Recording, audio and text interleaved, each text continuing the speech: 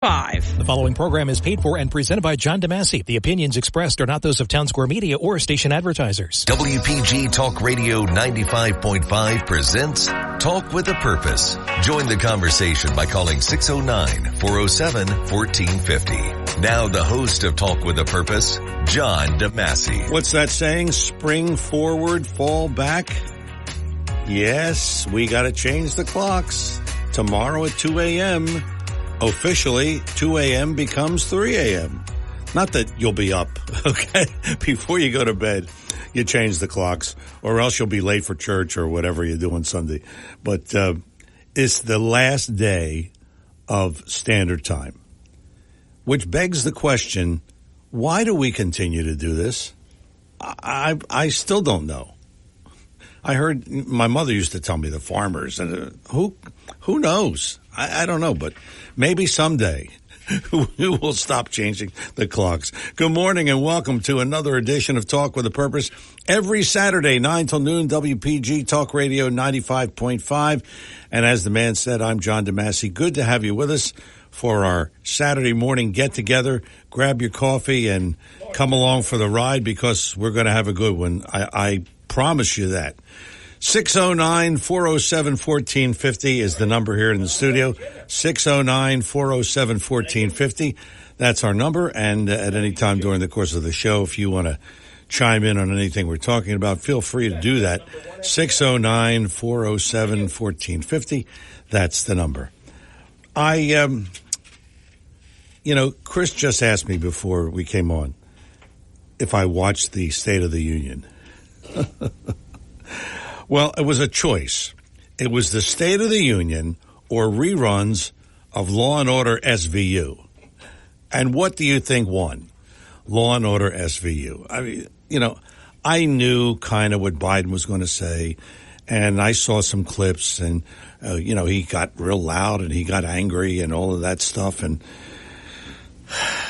But I got a different take on this. All I can say is Biden tried. He tried to succeed in his audition for a second term, and that's really what I think it was. He even raised his voice, as I said, a few times, and of course, he bashed Donald Trump, but he never said his name, but we knew who he was talking about. So what else is new? I thought I would take a different viewpoint of Biden's State of the Union address. It should have been called the Biden State of the Union with blood on his hands. And I'll explain. This past Thursday, the House passed a bill that would require federal authorities to detain unauthorized immigrants who have been accused of theft.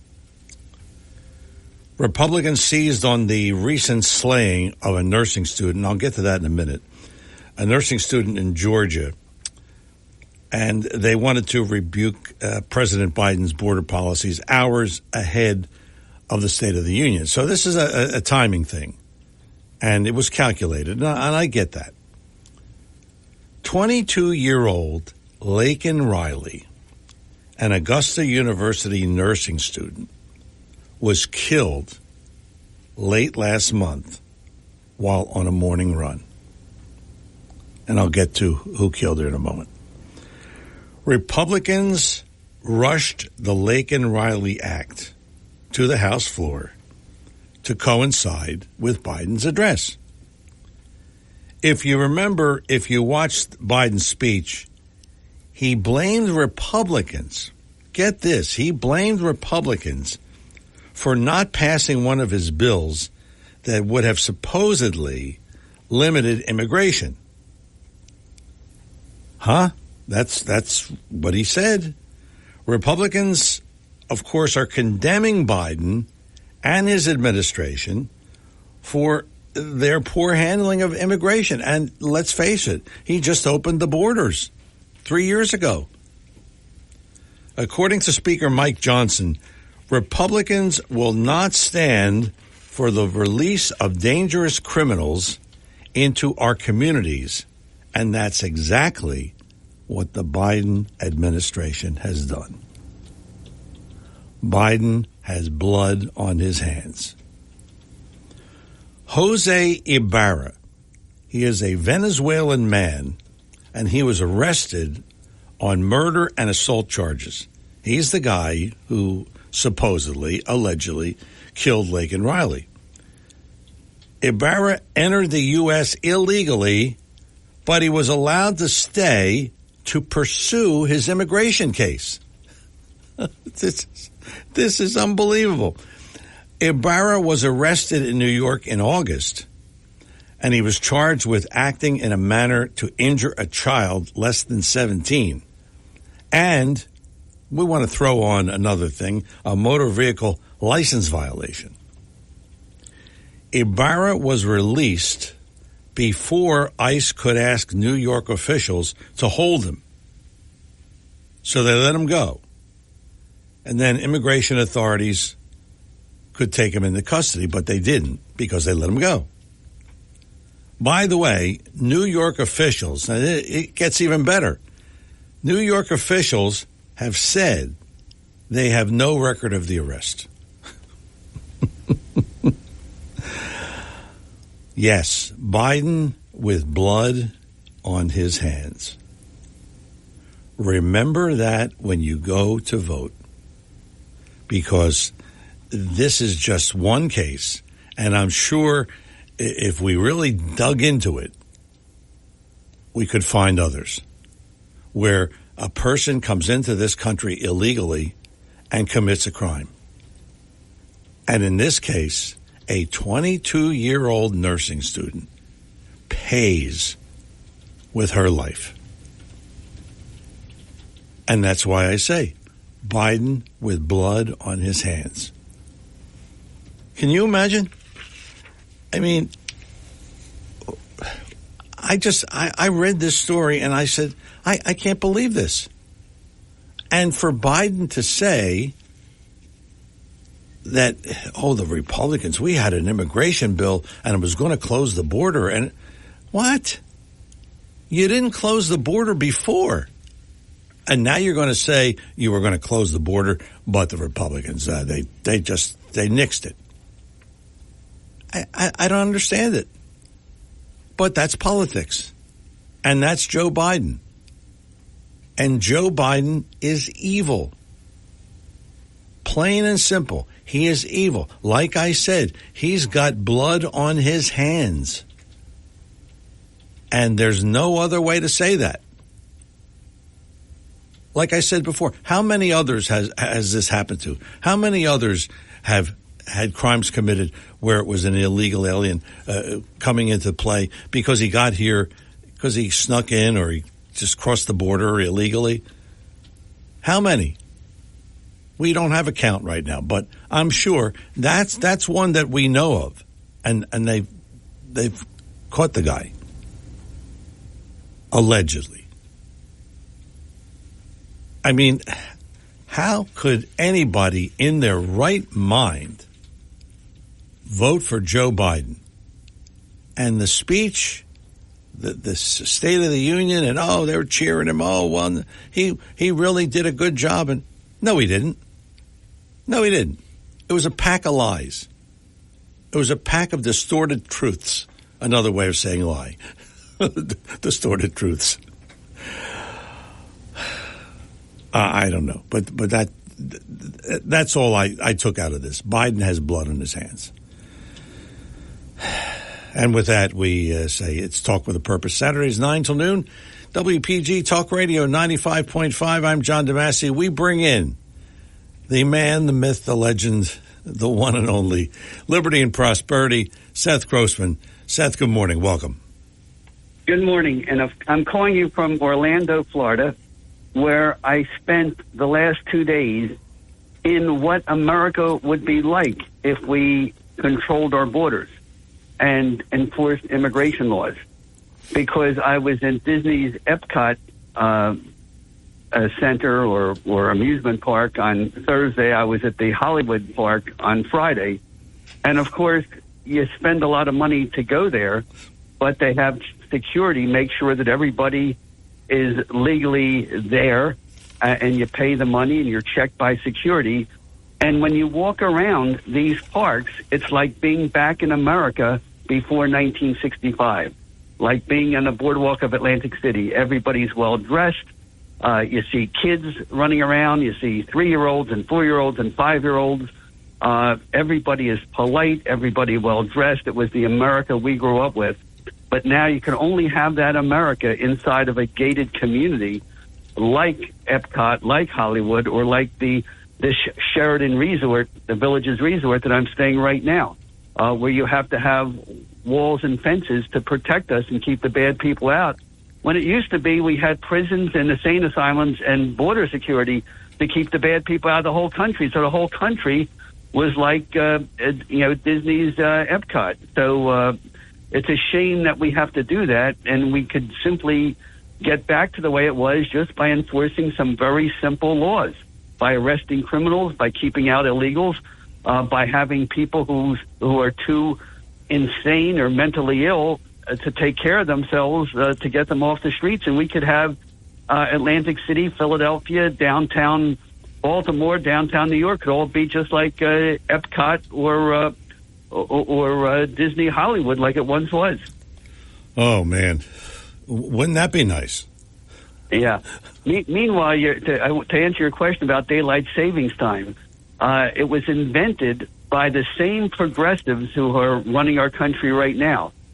You had a so-called... Now, the whole idea of a progressive is someone who believes that ordinary people are too stupid or too ignorant to make their most important decisions about their own lives. So you need government to control what people do. So back in 1910, you had this English progressive who was in Parliament, would go riding, his horse on early summer mornings, and he thought it was a shame that he's enjoying the early morning sunshine, but most of the people are sleeping.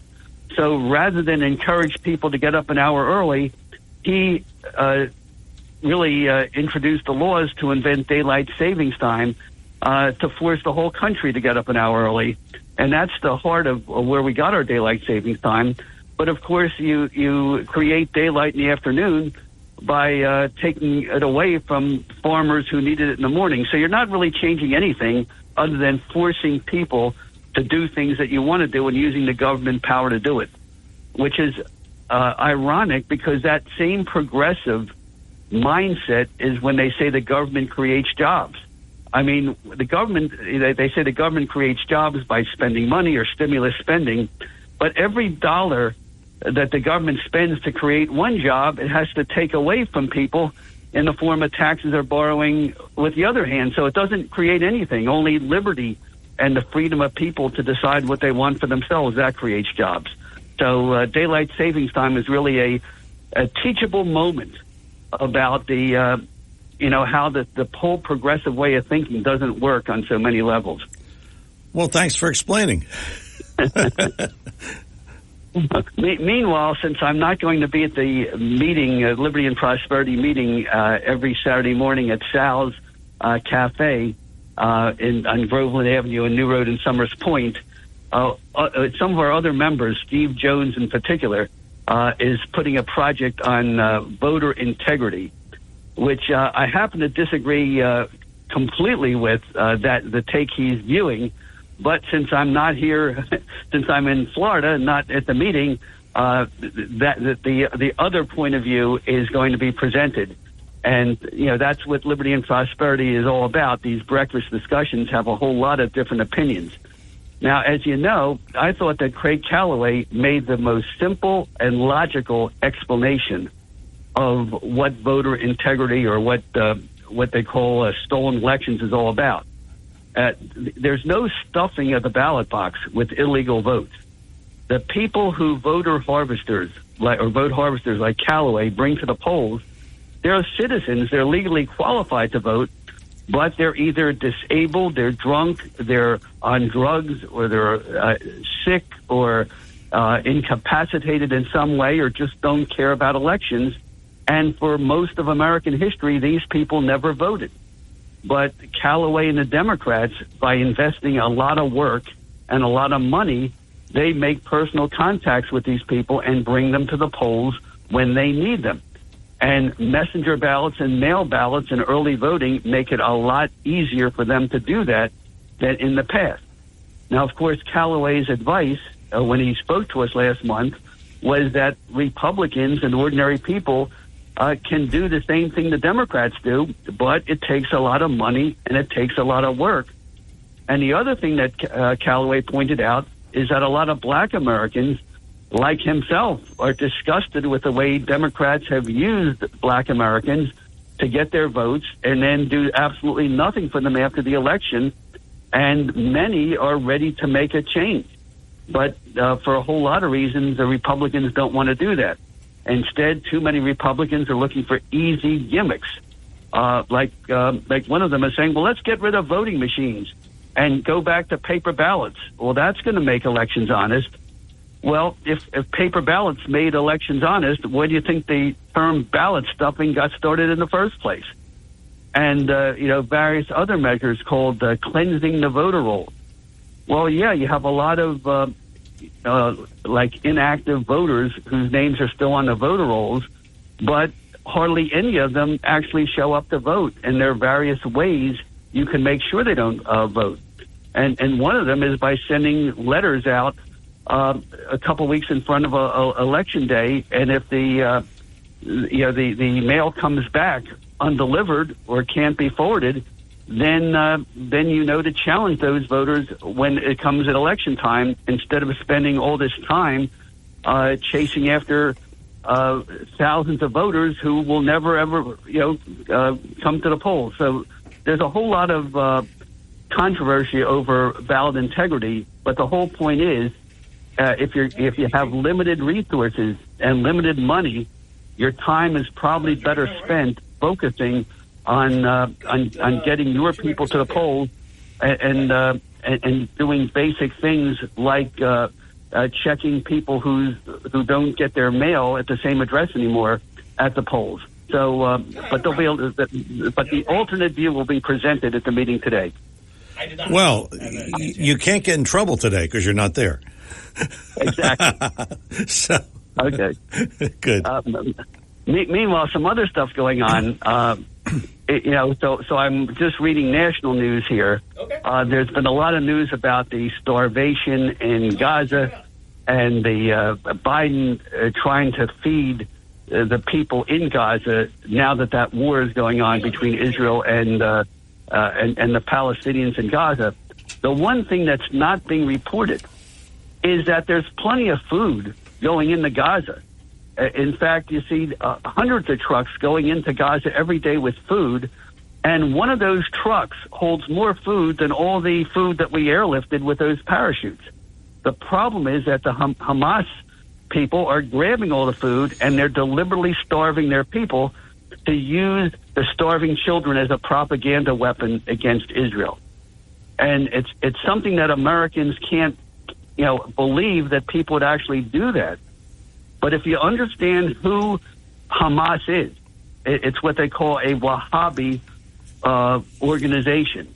Whether you use the term Wahhabi, Salafi, Jihadi, Muslim Brotherhood, this is a sect or cult of Islam that believes in jihad, that believes that total war against everyone who's not Muslim, whether they're Christians, Jews, Hindus, or Buddhists, or Sikhs. That's what they believe in. And that's not mainstream Islam. For hundreds of years, traditional Islam, and when they talk about the golden age of Islam, they point to Muhammad at one point in his life saying, we've got to stop the lesser jihad, which is total war against everyone who's not Muslim, and go for what's called the greater jihad, which is trying to fight the evil within ourselves. That was traditional Islam.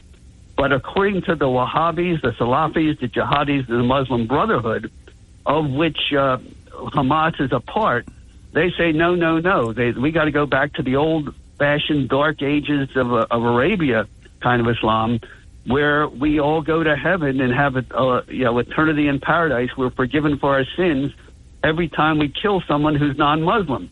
And so if we have our children starve to death, if that helps us in the war against the non-believers, that's a good thing, because all those starving children are going to go to heaven and have an eternal life in paradise for defeating the non-believers.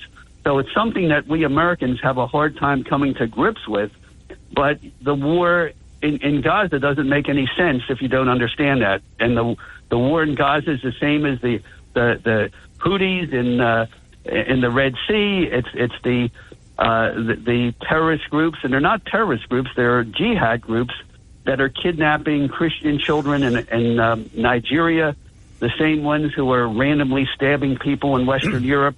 They're a total war against everyone who is not only not Muslim, but not from their particular cult of Islam. So that's what we're dealing with, and that's why it's so hard to deal with. Boy, it is a mess. It is, really. Do you see a solution? The only solution is a world war that either we win or we lose. And right now we're being clobbered. And something else that we don't realize is that this Wahhabi, Salafi, Jihadi Muslim Brotherhood cult of Islam has made an alliance with the communists. Communist Russia, Communist China, Communist Venezuela. And people say, well, what do they possibly have in common? One's an atheist group, one's a religious group, but they both have a common enemy, and that's America. Because for 100 years, America has really stopped them from dominating the world. And I know I've mentioned this before, but if you remember that old movie with Warren Beatty and Diane Keaton called Reds, yes, that took place during the Russian Revolution of 1920. One of the key points in that movie is where with Vladimir Lenin and the communist leaders send this train out to the middle of nowhere to meet with these Wahhabi, Salafi, Jihadi fanatics to make their common cause against America, England, and France. And that's where the hero of that movie, John Reed, played by Warren Beatty, gets disgusted with the communists at that point. But it's been known. And by the way, because Warren Beatty made that point, that movie, Reds, in the 1980s, was a brilliant movie and probably deserved a whole lot of Academy Awards. But because it gave the wrong political message, you may remember that movie was sort of banished to obscurity, and you rarely hear about it these days. Yeah, I remember that. Yeah. Okay. And somewhat related to that, and we have these discussions at Liberty and Prosperity all the time about, we should stop worrying about Ukraine, stop worrying about Israel, stop worrying about Taiwan and Hong Kong. We have to defend our own border. But if you think about it, it's all part of one world war. The same people who are basically invading our country with 8 million migrants who hate this country and want to take this country apart, they're the same people invading the Ukraine, same people invading Israel, same people who wiped out freedom in Hong Kong, same people who want to invade Taiwan. It's part of that, what they call the red-green communist Islamic alliance, and we have to worry about that. Meanwhile, closer to home, some state issues that I'm sure we'll be talking about, and they're posted on our website, is the fact that Governor Murphy has really raised property taxes by really taking. They say that the state is taking away state aid to schools in some suburban Republican districts. And Democrat governors have done this for a long time. Few people understand the New Jersey income tax. We pay about 5 to 6% of our income from the New Jersey income tax. That tax started with Steve Persky and Brendan Byrne back in 1976. Every dollar of that income tax is supposed to be used to lower property taxes. The whole reason we have an income tax is people complained that New Jersey property taxes were too high, and that was supposed to give us affordable property taxes because we'd be paying income tax instead. What happened was a couple of bad things happened. First of all, Democrat governors would use that money that was supposed to come from the income tax to lower everybody's property taxes to just lower property taxes in a handful of Democrat cities. And it also gave huge raises to public school union teachers in those selected cities. And instead of property taxes going down from the income tax, property taxes went up all over the state, and it's a lot worse than it was before we had the income tax. So we have that going on. We have the toll hikes going on. And why do we have such crummy roads in New Jersey with high gas taxes and high toll hikes? Because virtually all the extra money is going to pay back junk bonds from this insolvent and bankrupt and corrupt New Jersey. It used to be called the New Jersey Highway Authority. Now they call it the New Jersey Transportation Authority because it spends a whole lot of money on buses and trains and other things that have nothing to do with roads and bridges. So plenty to talk about, but I'm going to forget about it for a while and spend one more day down here in Orlando with my daughter and two of my grandkids. Well, good luck with that, and I'm sure you'll have fun.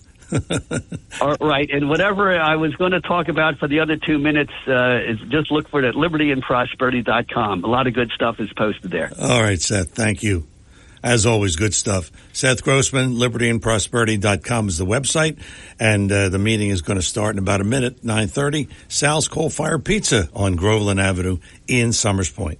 It's Talk with a Purpose every Saturday, 9 till noon, WPG Talk Radio 95.5. I'm John DeMasi. Let's see. Who do we have on deck? We have John and we have George. Maybe we'll have Paul and Ringo. You know? That's a Beatle reference in case you were wondering, okay? We'll start with those calls and maybe your calls at 609-407-1450. We're back after these words. Chances are you've tasted the delicious fruits and vegetables from B.F. Mazzio, but didn't know it. That's because B.F. Mazzio has a huge wholesale division that delivers to area restaurants, schools, hospitals, and more. If you own a restaurant or run a commercial kitchen, call B.F. Mazzio's wholesale division at 609-641-6608. That's 609-641-6608. And don't forget B.F. Mazzio at 601 New Road in Northfield. Call 609-641-6608. And we are back here on Talk with a Purpose, 609-407-1450. Let's get started with John in Ocean City. John, good morning. Welcome to Talk with a Purpose. Yes. John, Paul, George, and Ringo, it's a boomer thing. They just wouldn't understand. Yeah, that's right. Man. A big shot in the Rothschild family just passed on in late February this year. With not Philip Rothschild. I can't remember the dude's name now, but he's one of the Rothschilds. Jacob Rothschild, yeah. Now, people are, I have to bring this up because it's dangerous ground to tread on, but this idea that people are just waking up and understanding it's a great big Jewish conspiracy. They really don't know what they're talking about. And to reinforce my belief in what I've been told, that those big shot Illuminati families have been intermarrying with each other, and they come from Jewish families, they come from Catholic families, they come from Protestant families. It's provable. Jacob Rothschild, his dad was Mayor Rothschild, but his mother was a Hutchinson, Barbara Hutchinson. Now, you say by Jewish law, if her mother was Jewish, then that means she's Jewish. That means he's 100% Jewish. But the fact of the matter is that it was John Hutchinson who had married Mary Barnes, and from a blue blood. They're a blue blood Anglo-Gentiles, and that was who Jacob Rothschild's father married. So he's actually, really, authentically, he's not 100% Jewish, really. Those old-timey families intermarry with each other to strengthen their ties, to strengthen money, power, and influence over the world. That's why they did that. At first, the Rothschilds were intermarrying with each other by first and second cousins, but it got to be that they're suffering from doing that, so they stopped doing that. But the fact of the matter is that it's a great big hidden hand behind all this. And here's a quote from Albert Pike, the guy that should have swung from the end of a rope. Instead, he ended up being a mover and shaker in the Ku Klux Klan.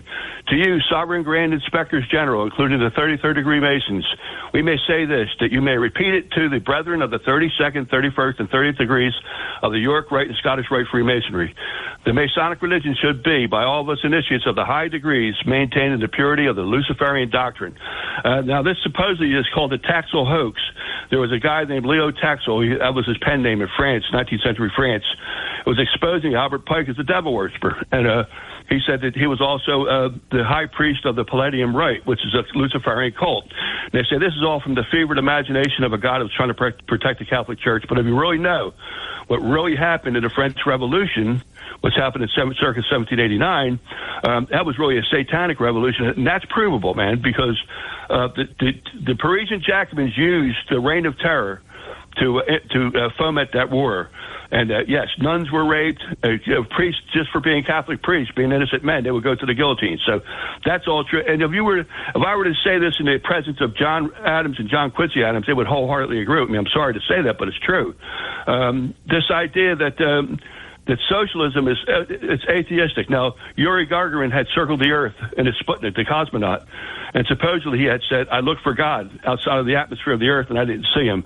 Actually, it was Nikita Khrushchev who had said that Yuri Gagarin had said that. But the fact of the matter is, this was that the USSR prided themselves on not believing anything existed out of the five senses: what you see, what you hear, what you see, taste, and smell. So they prided themselves. Why would they celebrate May Day? Because Beltane is May Day. That's when the veil between the spirit world and the physical world is at its thinnest. The October Revolution was October 15th and November 17th when they sacked the Winter Palace in St. Petersburg, where the Tsar was happened to be at the time. And the fact of the matter is that the Beltane is a high day to Luciferians, Satanists, and witches alike. So why would they celebrate May Day? Because it's the Illuminati saying this is ours. And we understand that Adolf Hitler and the Nazis celebrated May Day up until 1936. And the capital of Bavaria is Munich, and there was a Bavarian Soviet Republic at the same time that there was a Soviet Union, and that's where the Illuminati got its start. So this is not a bunch of far-fetched nonsense. There goes that aluminum foil hat wearing kook again, But no, the fact of the matter is they want to implement that same BS here in America. And yeah, the regular people are going to be the scapegoats. The same way the regular people in Nazi Germany, who happen to be Jewish, were the scapegoats. Now, us regular people here in America are going to be the scapegoats. And the end result will not be good. Socialism is implemented not by atheists. Albert Pike was no atheist. Albert Pike he was a brilliant man. He could read, write, and speak 14 languages, and many of them were the Twilight languages, the Luciferian cult languages. And the guy was a supreme Luciferian occultist. And in his book Morals and Dogma, he glorifies Lucifer. There's nothing tinfoil out about that at all. His book Morals and Dogma, which is a Masonic doctrine, he likens Lucifer to supreme God. And the fact of the matter is, the Rothschilds are not Khazars, they're Sabbatai and Frankists. Sabbatai Zevi, who was a Luciferian by his own mouth, and Jacob Frank, who lived centuries after, was a Satanist. And Orthodox Jewry opposed those two men. And the fact of the matter is that John Robison's treatise, Proofs of a Conspiracy, not Theories, Proofs of a Conspiracy against all the religions and governments of Europe, carried on in the secret meetings of the Freemasons, Illuminati, and reading societies. Well, one of the religions that was targeted was Orthodox Judaism. So people, innocent Jewish people have suffered because of all this crap that's been direct. If you can't blame the Jews on what is life worth living, right? That's a bunch of crap, man. Innocent Jewish men and women went to their deaths during World War II. And now, is it going to be that way with us, too, that we're going to end up going to those concentration camps? They do have concentration camps built with detention centers. That's a fact. That's not a fiction. And they do have guillotines in those concentration camps. So, yeah, it is a spiritual battle. It's a physical battle, too. But, yeah, we can wage this war against that hidden hand by, what's his name, Henry David Thoreau, with nonviolent physical civil disobedience. We can do that. But we're so divided against each other, it might not happen. Thanks for letting me call in. All right, John, thanks. There we go. Boy, that was really a dissertation. We get them all here on the show. It is Talk with a Purpose every Saturday, 9 till noon, WPG Talk Radio 95.5. I'm John DeMasi. We have George on the line, and maybe we'll have you at 609-407-1450. A couple of open lines here on the show, and we're ready to talk to you. 609-407-1450. More Talk with a Purpose in just a moment, but first, we got to talk about, the good stuff. B.F. Mazzeo. And, St. Patrick's Day is 1 week away. Wow. And I understand there's a wonderful parade in Atlantic City today. Chris and I are not going to it, so just in case you're wondering. But, you know, you want Irish potatoes? Sure. The Mazio has them. And, you know, Easter's coming up. Easter bread? Sure. They have that. I mean, there are all kinds of goodies, all kinds of amenities for a special holiday. And, of course, every holiday, you have gift baskets, fruit baskets, specialty items. You name it, they have it. BF Mazio, 601 New Road, Northfield, and online at bfmazio.com. And, you know, for your holiday dinner, whether it's Easter or Passover or whatever, if you want it catered, you want sides and all of that stuff, they have it. So you can make your life easy. You don't have to bother with putting together a lot of side dishes. They do it for you. What more could you ask for? I mean, talk about not wanting to cook. I mean, I do that a couple times a week. I don't want to cook. So you get some prepared foods from BF Mazio. It's all there, BF Mazio, and online, bfmazio.com. Yes, you can order online, bfmazio.com. They have been consistently voted best of the press for, I think it's 8 years in a row. So you know it's got to be good. BF Mazio, 601 New Road, Northfield, online at bfmazio.com. Check it out. You'll be very surprised at all of the things you'll find there. We're coming back with more Talk with a Purpose in just a moment. If you're interested in driving one of the finest automobiles on the market today, then you'll want to check out all of the fabulous new and pre-owned Lexus at Lexus of Atlantic City. Lexus of Atlantic City, 3169 Fire Road in EHT. Driving a Lexus is like no other vehicle on the market. Test drive one for yourself at Lexus of Atlantic City. Whether it's new or pre-owned, you'll be more than satisfied. In fact, Lexus is consistently #1 when it comes to customer satisfaction. Visit Lexus of Atlantic City, 3169 Fire Road in EHT. Or you can check out their outstanding selection of new, pre-owned, and L-certified pre-owned vehicles on their website, LexusOfAtlanticCity.com. That's LexusOfAtlanticCity.com. Or, if you want more information, call 609-641-0008. Lexus of Atlantic City, now celebrating their 26th year in the area. A dealership that you'll enjoy. No pressure, no gimmicks, no hassle, no hype. Lexus of Atlantic City, 3169 Fire Road in EHT. And remember, always online at LexusOfAtlanticCity.com. Your WPG Talk Radio 95.5 AccuWeather forecast for South Jersey. We have a coastal flood advisory in effect until noon on Sunday. For today, cloudy, becoming breezy this afternoon with occasional rain. Heavy rain at night can lead to flooding with a high of 53. For tonight, periods of rain, some heavy and a thunderstorm this evening, overcast and breezy. Heavy rain can cause flooding on the streets and poor drainage areas and lead to slow travel with a low of 45. I'm AccuWeather's Caitlin Lawrence on WPG Talk Radio 95.5. We are back here on Talk with a Purpose, 609-407-1450. That's the number here in the studio, 609-407-1450. We are going to talk to George in Atlantic City. George, good morning. Welcome to Talk with a Purpose. Good morning, John. I'm out of breath just listening to John. Yeah, he really gets it in there, doesn't he? Oh, my gosh, he's fantastic. I've never experienced. I've been listening to Talk Radio ever since Harry's first show. Okay, so I mean, you know how Harry goes with how many years and months and whatever. But yeah. I'm telling you, as long as Harry has been on, is the same amount of years that I've been talking and listening. Actually, me before that, but whatever. Okay, John is amazing. Yeah, he sure is. You're lucky you have the same name. Yeah, that's right. After his call, you might forget it. Yeah.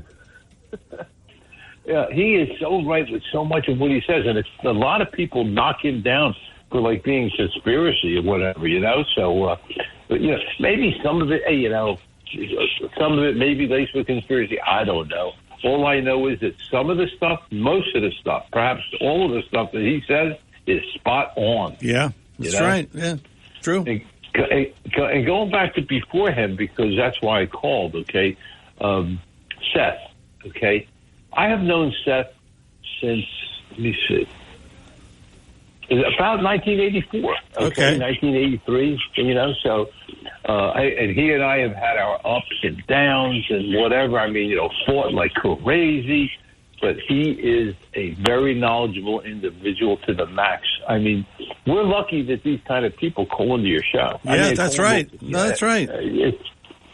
For people that don't understand that, I feel bad for them because I'm telling you, these guys are great. Anyway, what Seth was talking about, two things. He talked about the voter situation, voter integrity, and made specific reference to Craig Calloway, and he was also talking about the Israeli situation and the Houthis, the who what nuts or whatever they are. Okay, the what nuts. Okay. So let me go back to the Craig one first, because that's real short. Okay, and I have known Craig since I don't know before Rennie Langford was elected. Back that far, a little bit before that, you know. And hey, I don't carry water for anybody, John, and I'm definitely not going to carry water for Craig. All right, he's his own man, can do his own thing, and but a lot of people don't really understand what he does and how he does it legally, okay? So I'm going to just throw something out there, okay, as to why he has this reputation for all the illegalities regarding the vote. Now, hey, look, he has done illegal stuff, or else he would have never been thrown off the city council and not able to run office and go. Right. I mean, you know, you got to understand, you got to look at the whole picture here. Yeah. Okay? Oh, yeah. You know, but we're only talking about one thing here, the voter thing. Okay, and I'm not going to say that, I know for a fact that he never did anything illegal with it. I don't have a clue. I'm not involved. But the purpose of what he does and why he does it and how he does it, okay, and he might not be able to communicate it too well in a format like before Seth's audience at the Coal Fire Pizza. All right, so, you know, but the people who give and how Craig gets that very negative name is what I would have to call anti-surrogates, okay? People that want to do what he's doing that have nothing to do with Craig, okay? These people, like, as I can give you one example that I just heard of on the radio on Harry's show the other day, they follow the post office delivery to postman delivery, right? Okay. And they pluck out the very same day, right there, right behind the mailman, pluck out the ballots, okay, because they know when they're coming, all right? I mean, it's not a newsflash. Everybody knows when they're coming because if they want to pay attention, you can find out when they're coming, all right? So then what they do is they venture, I don't know the process.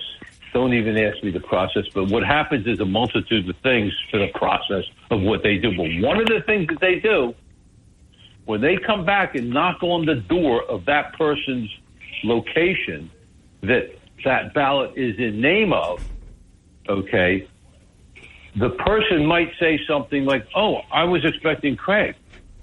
And this is all hypothetical because I can't, nail this down for fact, John, please, okay? But what they'll say is like, Craig couldn't get here, I'm Craig's brother. Or Craig couldn't get here, I'm Craig's whatever, okay?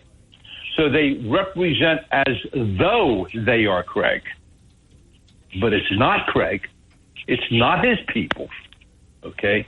He's got his own army of people that do what he wants to do, okay? So that's a very important component of what's going on here. And you know something else? You wonder why he was just arrested. Okay, now, most of the people are going to say, he was arrested because he's a criminal, he's this, he's that, ba-boom, ba-ba, ba-ba, ba-boom. Now, hey, maybe that's true. I don't know. I'm not carrying water for the guy. All right, justice moves slowly. It does move, though. All right, so maybe he did do wrong. I don't know.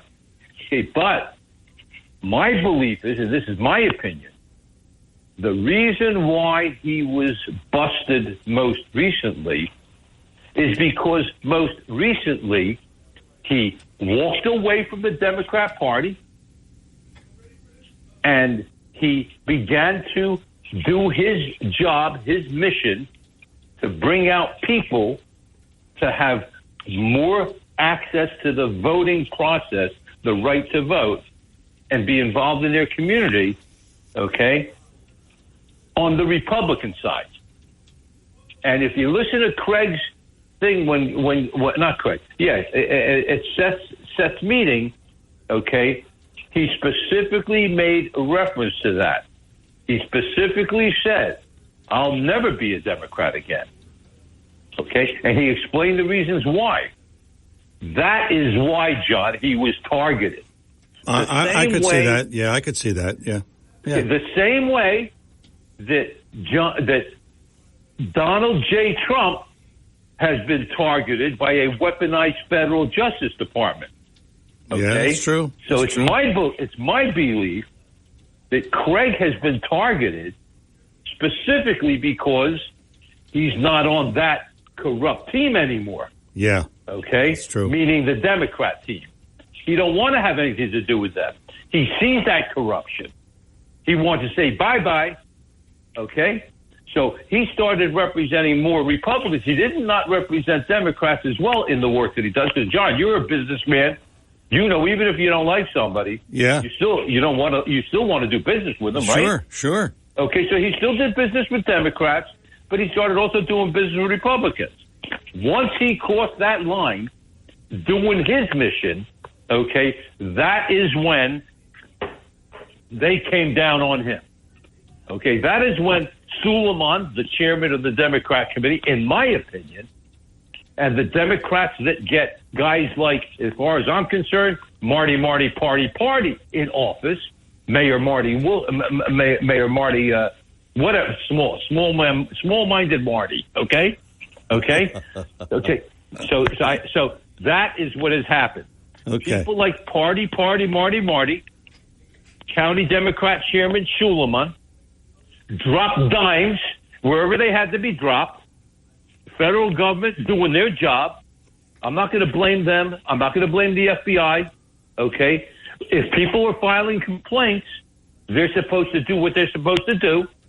Okay? So now all of a sudden, Craig's in federal courthouse in Camden, okay, on all these new fraud charges, and he's going to have to defend himself in a very similar way, but in a much smaller universe, the same way that Donald J. Trump has to do. Okay. Have a nice day, everybody. You too, George. Thanks for the call. Well, I asked we had John, George, and I asked for Paul, and here we have a Paul in Egg Harbor Township. Paul, good morning. Welcome to Talk with a Purpose. Good morning, John. Yes, I'm Paul.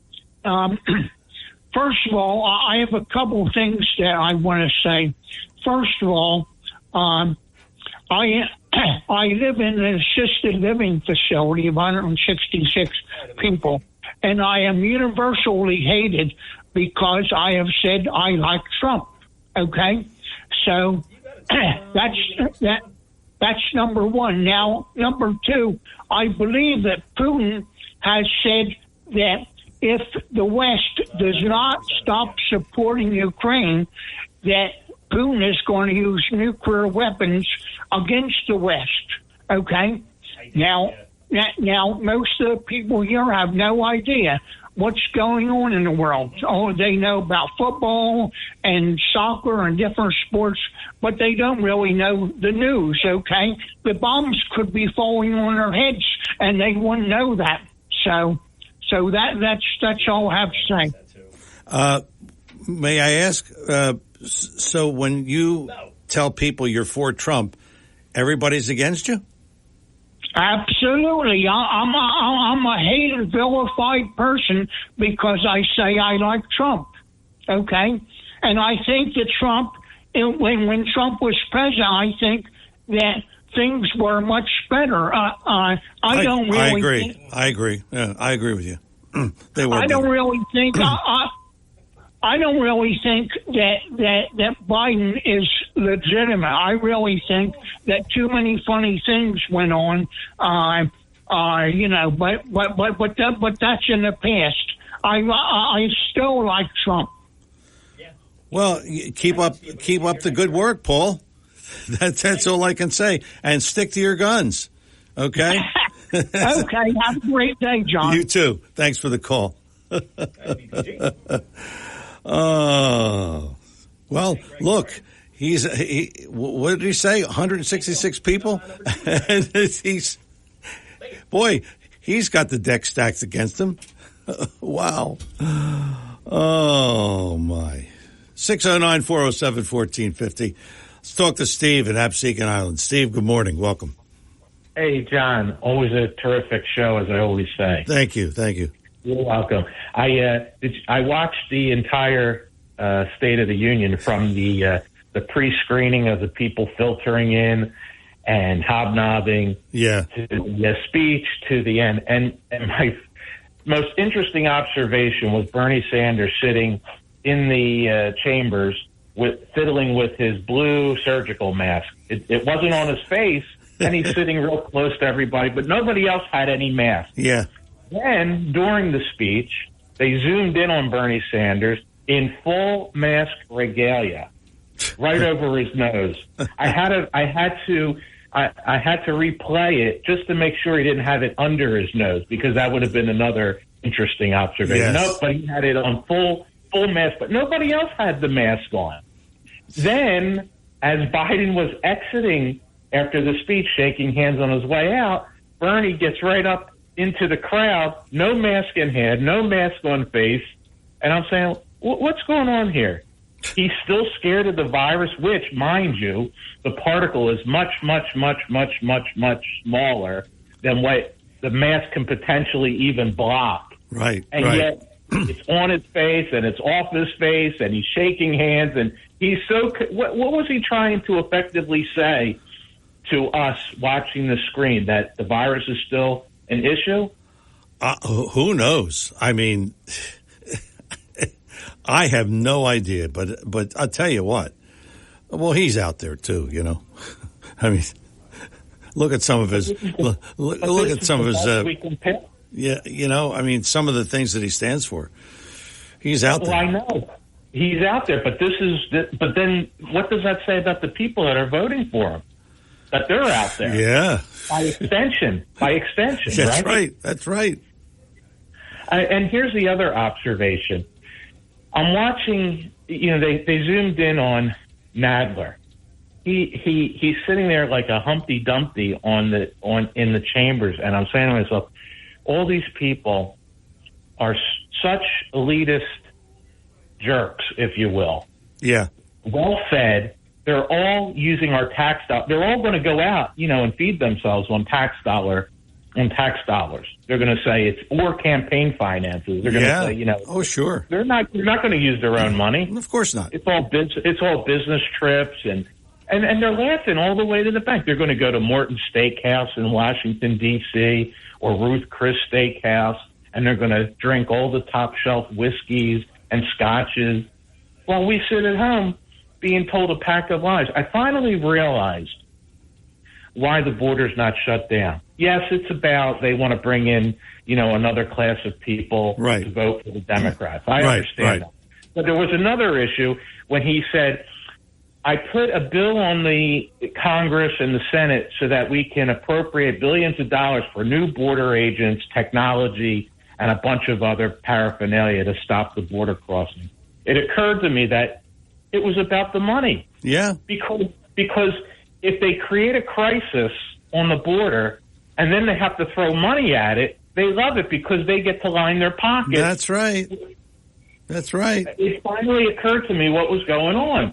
So every single thing that goes on in this country, just follow the money. Yeah. And you'll be okay. That's then it. You'll find out. That's it. Because all this other stuff we talk about, it's all like sidebar stuff. Well, they want more constituents. No, it's about the money. That's absolutely right. Steve, thank you. Thanks for the call. Greg and Absecon. Greg, we'll try to get you in here before 10 o'clock. Okay. Mr. Damassi, good morning. Good morning, sir. A few things. The first one, the dead files as far as the voting registrations or the files that exist. There's a company, Judicial Watch. They have independent lawyers operating throughout the country that have litigations against the states to clean the files. Hundreds of thousands of votes. The biggest problem with them, that's all live ammo. If that has been sent out and it still exists on the records for mail-in ballots or whatever is being produced, they can be used. And the way the elections are set up right now, the only problem they had was a lack of time to research them and then put them into the system or use them. That has been solved because of the extent or the time that elections go on right now. It's ridiculous. Yeah. And they can actually be used now. Yeah. The other thing, the Democrats, they're having a hell of a time trying to come up with candidates to run for president, vice president. I have a suggestion for them. Joyless Barnyard Reed could be president. Whoopi Goldberg, vice president. They could put a cabinet together to solve every problem this country has. Believe me. These people, they hate everybody. Oh, yeah, that's true. That's true. And I think it would work well for them. They should take it under consideration. Yes, okay. You have a good day. You too. Thanks for the call. Whoopi Goldberg? Oh, my... Oh. I really... I don't want to say what's really on my mind about Whoopi Goldberg because I probably would be thrown off the air. But anyway... It is Talk with a Purpose every Saturday, 9 till noon, WPG Talk Radio 95.5. I'm John DeMasi. Hour number 1, my goodness, it just flies by. It's already in the books, which means that hour number 2 is on the way, and we have plenty more to talk about, so don't go away.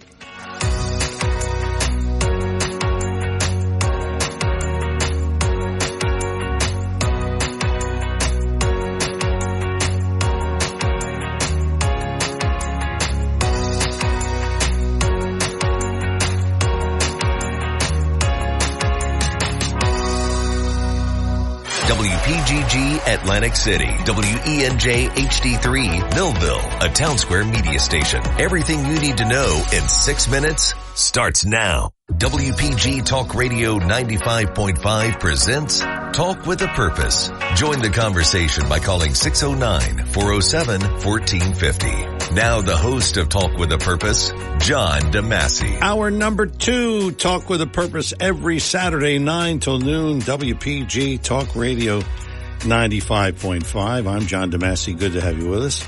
We are also heard on 1450 AM and always online at WPGTalkRadio.com. So there's many ways you can listen. We're always there. WPG Talk Radio 95.5 FM. In this hour, we're going to get to the calls. Let's see. We have Bill, Bob, and John. What happened to John, George, Paul, and Ringo? Well, we had the 3, but we're not going to get any Ringos. That's for sure. We'll get to the calls in a minute. Senator Bob Menendez, he's in the news again. And guess what? He's got a new charge. Federal prosecutors hit Senator Menendez and his wife, Nadine Arslanian, with new charges of obstruction of justice, adding to the bribery and corruption charges that the couple already face. These new charges carry the threat of prison time should they be convicted. You know what? They really should lock him up and throw the key away. I mean, this guy, he is really unbelievable. Menendez shot back Thursday, calling the new charges a flagrant abuse of power. Meantime, a new Monmouth poll came out this week, says that 63% of New Jerseyans think Menendez should resign. Gee, I wonder why. More than half. And you know what? I don't think he'll listen. He is so arrogant. He beat this charge once before. He gets reelected. Now it's again. I mean, he's corrupt. He's a crook. And he's representing us. Oh, boy. We can do better than that, that's for sure. Bill in Ocean City. Bill, good morning. Welcome to Talk with the Purpose. Morning, John.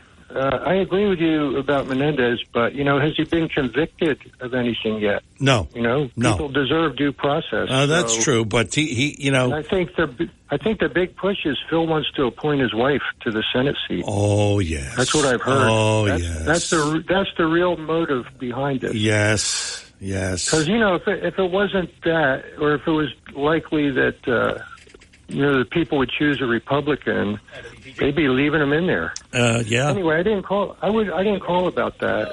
I just want to remind everyone that voting day doesn't start on November 5th. Voting day, early voting starts October 26th. And you can vote from that day through November 3rd. Right. You have to go to your polling place, find out where that is. In Cape May, it's down in Cape May County. There may be other places you're allowed to vote, or bring in your absentee ballot. But Democrats get a big head start because they really get people out early. Yeah, they do. Use all those days. And then, like in Arizona, there's a risk that you show up on November 5th and, there are machine problems. The machines don't work. We tried them, but they don't work now. Yeah. So they do sly little things like this to get an advantage. And you can't make up 500,000 votes in one day. Yeah, that's right. So let everybody get out when it's convenient for you during those days, October 26th through November 3rd. That's right. And get your vote in for Trump. Get him in there. Okay, and you'll remind us again, Bill, right? Okay. Sure will. Okay, thanks for the call. Yeah, we got it. We got to do it this time. This is ridiculous. It really is. Let's talk to Bob, who is still in Florida. It's still cold up here, so Bob, stay there for a while. No, it's rough here, John. It's only going to be 80 degrees today. Oh, gee, I feel for you. I feel for you. I know. Hey, look, the caller from the previous hour, he had a great idea, the reprobates from The View, but I'll tell you, I want to propose a ticket there on the Democrat side. It's Joy and Joy. Joy Behar and Joy Reid. I mean, Joy and Joy. Oh, and I mean, what a joy they would be. Yes. And look, Bobby Menendez, I mean, the Democrats, how could they abandon their longtime senator in New Jersey? Yeah. They really have to renominate him. Please, Democrats, wake up. Do not throw such a dedicated public servant under the bus, please. Yeah, he's dedicated to himself. Right. Oh, he's got to get more gold bars there. Yeah. He's getting low on gold. Yeah, it's true. So, look, in all seriousness, though, this State of the Union disaster, it really illustrates more than anything how the politicians, and particularly the Democrat communist politicians, they don't listen to the American people. They don't listen to what the American people want their government to do. Which, John, look, secure borders, we want criminals to be prosecuted. We want affordable energy. And look, the list goes on. But instead, Biden and his puppeteers, what do they want? Well, number one, it's funding wars, funding Ukraine. That was the number one priority for this clown. And then number two, a close number two, was killing babies. That's our society, in order to be a functioning society, okay, we need a government that is going to work, to give people the opportunity to be prosperous. And right now, it's a disaster what we're looking at. Yeah, it is. And, again, another 4 years for this bunch, and I don't think our country comes back. I mean, we seem to say that every 4 years, but boy, this time it's really true. I agree with you. This is really bad. This is really bad. Yeah, it is. Sure. I mean, we've got D.C. statehood, Puerto Rican statehood. The Senate will be lost. The continual, it's more like closer to 15 million third world, low information voters are pouring into this country to change the entire voting demographic here. And, Texas will be lost. That's why they're pouring it. Texas is such a focus. Once Texas is lost, it will never, ever vote Republican again, just like California. I mean, look, you got a guy like Steve Garvey in California who's like a pretty damn good candidate. Yes. And he's going to get clobbered by Adam Schiff. The likes of Adam Schiff is going to clobber him. Yeah. Is that the baseball player? Is that the baseball player? The former baseball player? Yeah, the guy with the huge forearms. I remember him, man. He was a great player. Yeah, he was. Oh, he was. He sure was.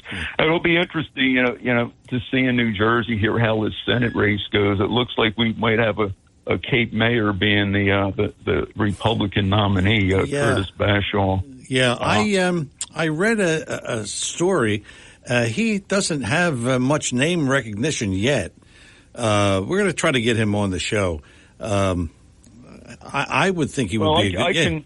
I can get him on the show for you. Okay, John. He's done wonders in Cape May. He's taken. I heard that. Dilapidated buildings, and he didn't have to do this. The guy works hard. He is an absolute financial genius, and he's done a lot for the community. He really has. So yeah. I can put him in touch with you. Sure, he ought to come on the show. Sure. In fact, I'm gonna put a call into him. Okay. Thanks. Right, Thanks for the call, Bob.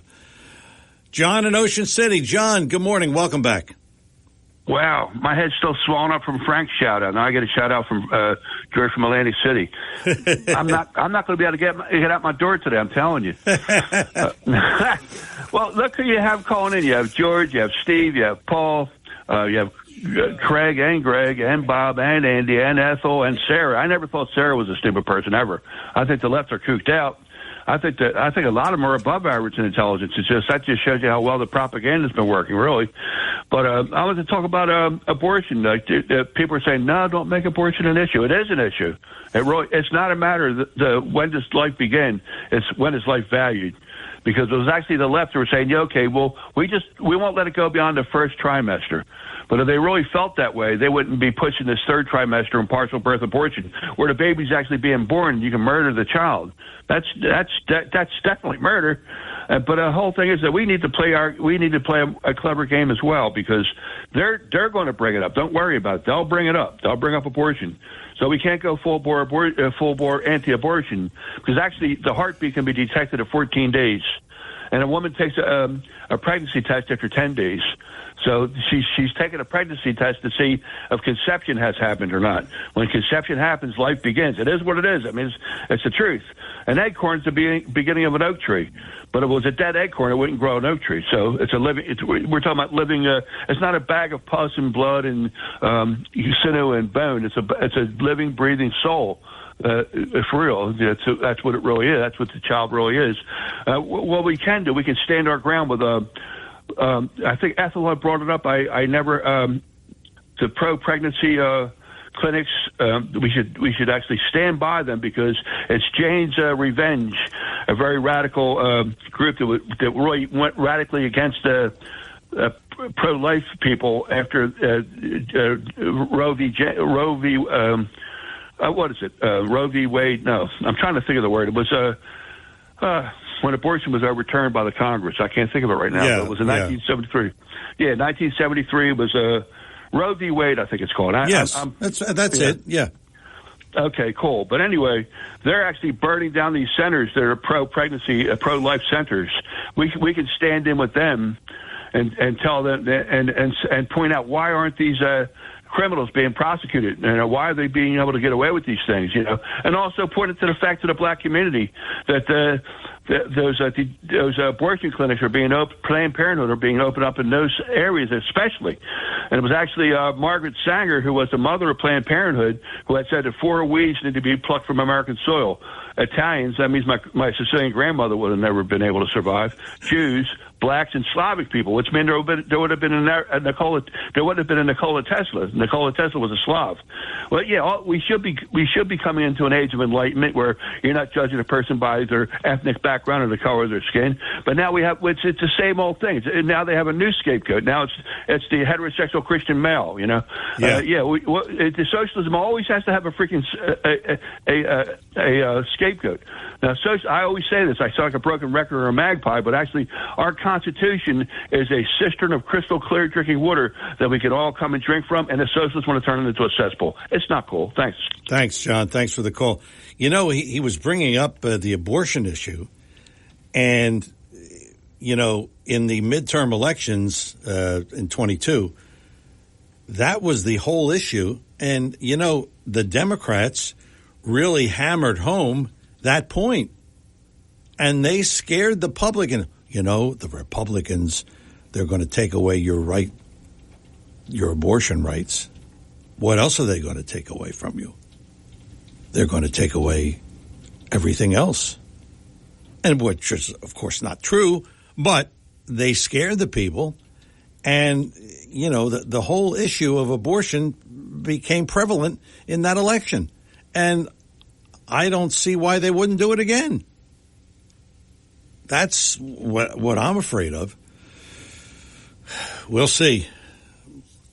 We'll give you some surveys a little bit later on in the show, and it's going to show you. I hope that these surveys are right, because Biden is really in the tank as far as the public opinion is concerned. It is Talk with a Purpose every Saturday, 9 till noon, WPG, Talk Radio 95.5, and I'm John DeMasi. 609-407-1450, our number here in the studio. After the break, we talk to Dan in Linwood, we talk to Kevin in EHT, and maybe we'll talk to you at 609-407-1450. Coming back with more Talk with a Purpose in just a moment, but first, we got to talk. Look, a couple of times in the show, we talk about good stuff. and now we're going to talk about cars. And one of the finest automobiles on the market today, Lexus, courtesy of Lexus of Atlantic City, 3169 Fire Road in EHT. There's nothing like driving a Lexus. And I'm telling you, I'm now at the stage, my car is, let's put it this way. It's approaching, a little bit far off. It's approaching 100,000 miles.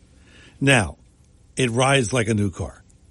So if you're thinking of a Lexus, think about this. Maybe you're not going to get a new car every 3 years or 4 years. And maybe you want to keep a car. And that's what I've decided to do. I'm going to keep this car. And, you get a few repairs here and there. But for the most part, this car I can probably drive it 200,000 miles. And, there's many, many Lexus that have been on the road for that long or longer. So you want to think about longevity when you think of a Lexus. Lexus of Atlantic City, 3169 Fire Road, EHT, online at aclexus.com, aclexus.com. That's the website address. And, you go on there and you'll see all of the cars. You'll see the pre-owned, you'll see the new, you'll see it all. And they have some excellent pre-owned vehicles if you want to go that route. I almost did, but, just economics took over there, so I decided to keep my car. But you could do, you might be in the position where you're looking for a new car or a newer car. Check it out for yourself. Lexus of Atlantic City, 3169 Fire Road, EHT, online at aclexus.com. We're coming back with more Talk with a Purpose in just a moment.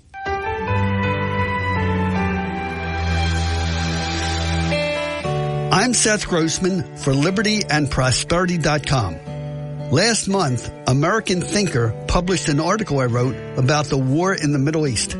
I call it 13 key facts about Israel that are known by very few Americans. I invite you to Google it or look it up at libertyandprosperity.com. One is that Palestine was never an Arab nation. It was the name that a Roman emperor gave to Israel after he crushed a Jewish rebellion there. Another is that most of Israel or Palestine was mostly empty malaria swamp and desert until about 100 years ago. Most Arabs did not move there until after Jews drained the swamps, watered the deserts, and planted trees and crops. Learn more about these and other important facts about Jews, Christians, and Arabs in and around Israel. Visit libertyandprosperity.com. Help us reach more people, join our weekly breakfast, donate what you can to keep us on the air and online. libertyandprosperity.com. Back here on Talk with a Purpose, if you would like to email me during the week, jdadv1@comcast.net. That's jdadv1. That's V as in Victor, 1@comcast.net. Email me anything you like. In fact, if we have time later on in the show, a couple of people responded to my email about program suggestions, and they're really some good ideas, and I'll share them with you if we have time a little bit later on in the show. It is Talk with a Purpose every Saturday, 9 till noon, WPG Talk Radio 95.5. Let's talk to Dan in Linwood. Dan, good morning. Welcome. Hey, I wanted to thank Seth because I got a standing bet with my friend that every time on your show, if he mentions Wahhabi, I get $20. And if he mentions it again and again, I get $5 more. And if he can go through the whole show without mentioning it, I have to pay $50. How'd you make out today? I'm in a higher tax bracket. That's good. That's good. Yeah, let John know that by mistake they sent me a box of the tinfoil hats to my house. I'll just deliver them to him this afternoon. Okay, sure. He's a good guy.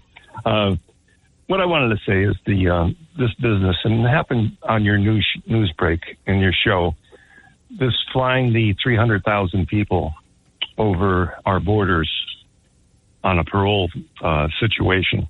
Cubans, Venezuelans, yes, without even going to the border. They go to 43 different airports. This has been going on, and it's set to continue, I think, on a 10-year basis. So you're looking, you're looking at 30,000 a month. You're looking at 360,000 a year, 10 years. You're talking about another 4 million people into the United States. That's right. And while we do that, you're losing 675,000 a year to abortion since Roe v. Wade. That's 32 million. So if you lose 32 million productive people who are paying Social Security, going out and getting into commerce, and in other words, they're paying into the government, but these people that we have coming up, we have to pay all their bills, $200 a night, $300 a night in New York for hotels, then food, and then on and on and on. So what this is a flat-out conspiracy. There's a lot of planning. These NGOs are involved when these people, as you know, when they get off the plane, somebody meets them, and they go other places. Yeah. So this is a well-thought-out situation, and it's going to bankrupt us. That's for sure. That's for sure. It simply is going to bankrupt us, because if you have 10 million people, like I said, if they come to your house and each one of them ask you for $1, that's 10 million. But they're not going to ask you for $1. They're going to ask you for, over time, tens of thousands and even $100,000s of dollars. So you add that up, it's over $1 trillion to the debt. Boy. Well, we just print more. Print more money, right, Dan? We just print more. Yeah, and for the second time, Joe Biden, you had Schumer do it the first time from the steps of the Supreme Court. While the case was going on, threatened the Supreme Court, and you saw what happened with Kavanaugh and the Supreme Court not being protected. Yeah. Then you had the State of the Union address, where the guy doesn't even wait to be introduced. He goes right into a rant, Biden. Then he points to the Supreme Court and he says, he pointed to them. You'll see how powerful the women are. Well, guess what? That's a threat. Yeah, that's right. That's right. Joe Biden. He has to understand. He has to understand all these issues. When all these things are brought up, they circle around and get back to the Supreme Court, who'll just say it's unconstitutional. Yeah. So it's an effort, it's a futility. But he doesn't understand that because he's stupid. He's an evil man. He is an evil man. The kids he has running the government, they don't know that when you do get oil up to $70 or $100 a barrel of oil, you're basically funding the Russian-Ukraine war. You're funding the Russian side of it. That's right. Because the Russians are making a fortune. The Ukrainians, you're sending direct aid. In China, you're giving them trade deals as a developing nation, and you're giving Taiwan direct aid. You go to Israel, you're funding Israel, but then again, you're giving money to Gaza, and that's stolen by Hamas. Yeah. And then Iran, you're giving $100 billion, and you're releasing $6 billion, and then you're paying $6 billion for a hostage. All this money comes out of the taxpayers' money. That's right. And that's why we're $34 trillion in debt, going on maybe $35 trillion. That's right. That's right. That's right. We need a new president. Yes. It's obvious. The time is ticking, because when they're doing these continuing resolutions, everybody has to understand this. You're continuing the Democratic spending bills. Yeah. That's right. Basically, that's right. And you're funding Dianne Feinstein, who died, $5 million park or something like that. Yeah. They're going over all the expenses that go out there. Shrimp on the treadmill and everything else. Boy. And study about Chinese prostitutes and different things to $200 million. Yeah, that's and right. no one will do anything about it. That's right. That's right. Dan, a good call. Thank you. A good call, but boy, a disturbing call. 609-407-1450. We're going to talk to Kevin in EHT. Kevin, hi. Good morning. Welcome to Talk with a Purpose. Good morning, John. You at least had a choice the other night of watching SVU or Biden. Yes. My choice was sticking a sharp stick into my eye or watching Biden. So unfortunately, I had to watch him. Okay. But regardless of what that was just a campaign. Oh, yeah. Vote for me. It had nothing to do with the State of the Union. That's right. That's right. But I want to touch on something that I've heard no one mention. I don't know if we're at how many are they saying? 8 million people illegals or 10 million? I don't know where we're at. Yeah. And what it will high number. be at by the time it's a high number. Or what? But even if it was 8 million and 1% of them turn out to be rotten eggs, do you know that that's 80,000 people that would have to go to jail? Wow. Where are we going to put them at? Oh, boy. That's a good question. No one mentioned this, but where the right. heck? Yeah. 8 million people is 80,000 new, patrons for the jail. And where the heck are we going to put them at? I don't know. They're going to have to open up some warehouses, I guess. Good grief. I don't know. That's really disturbing. But yeah, I mean, look at this girl that got killed in the nursing student. I mean, this guy's here illegally, and they let him stay to work on his immigration. What kind of stuff is this? I mean, John, I don't understand that, but I do admire. Remember the guys that beat up the cop in New York and then went to court, and then they were giving the finger to the camera as they were leaving. Yeah. And then they ended up out in Phoenix or something and committed a crime. Yeah. And the prosecutor in New York said, I want him extradited there. And basically they told him to stick it, that no, we're going to prosecute him out here. Yes. It's, man, oh man, some people just have to grow a pair and stand up to these buffoons that are running or trying to run our country. But boy, oh boy, scary, scary thought. We need a change. And Kevin, thanks for the call. Well, on a lighter note, would you pay $9,000 for a pair of sneakers? Would you? If they were Donald Trump sneakers, would you pay $9,000? There's a guy in Bucks County, Pennsylvania. His name is Roman Scharf. Now, he's a collector, so obviously this guy does these things for a living. But he paid $9,000 for a pair of the Trump gold sneakers. Already, he says he's been offered $25,000. What? He says that they may be worth $100,000 in a few months, like around election time. I don't know about you, but I'm very content with my $64.99 Nikes. Okay, $9,000. But look, Trump sneakers. It could be worth something. Who knows? George and AC. George is back. Welcome back, George. Boy, that's a lot of money for a sneaker, and I'm talking about the guy that paid for $67. Yeah. Okay. I mean, the last pair of sneakers I got in a thrift shop. I had to pay by the pound, $1 a pound. Cost me $1.50. Anyway, John, this week, first of all, thank you for letting me call back. Okay, you're a gentleman for doing that, especially with what it is that you have to deal with when I call. All right, now, earlier this week, I had a conversation with a real intelligent man, okay? I said self, and then I started talking to myself, all right? So this isn't coming, here's where you're coming from. An unintelligent conversation must be facetious, okay? Well, you talk about the State of the Union, I would refer to it as the state of disunion, okay? And now, seriously, all kidding aside, about a week ago, because this has been coming up, in my stomach and in my mind, ever since with this puppet Biden and the Obama 3.0, this is an Obama administration. You got to face it. Yeah, okay? That's right. That's right. All right. Biden is not the president, just like Obama said. Joe, you don't have to do this. Okay?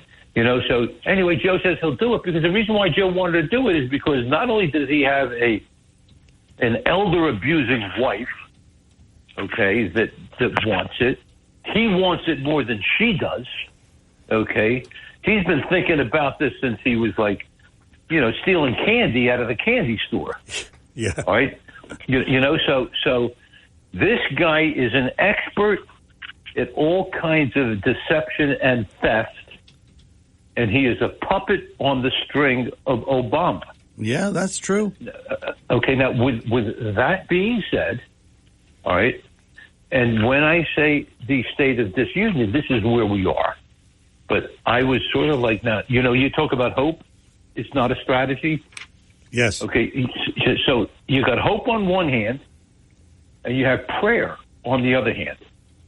Okay, so I'm praying a couple weeks ago that God willing, I'm saying to myself, okay, and the good Lord, I'm saying, God willing, that it goes the way I'm hoping it goes, meaning the State of the Union.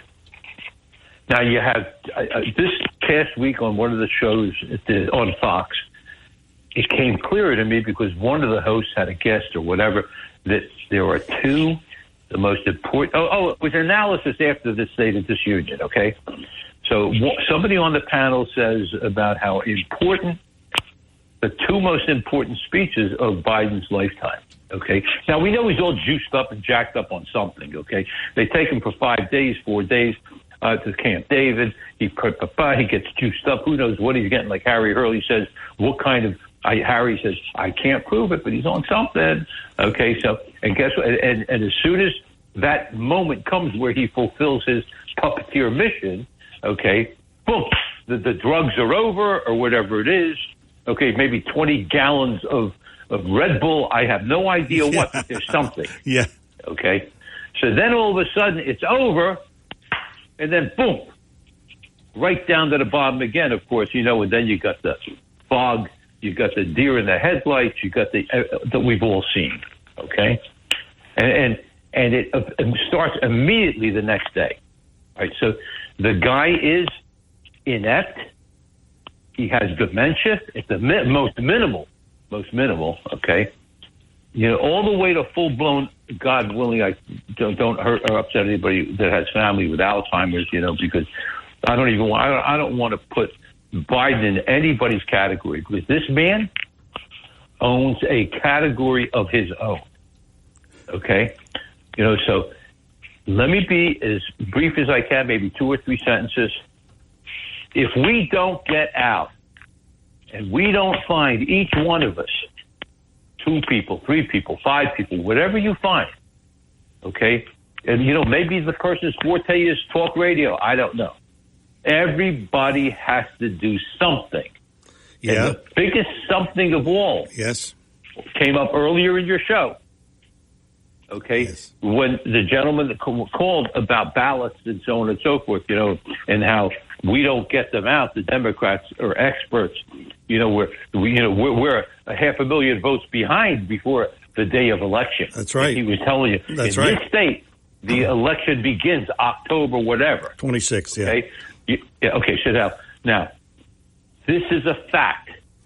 This is a fact that is etched in stone.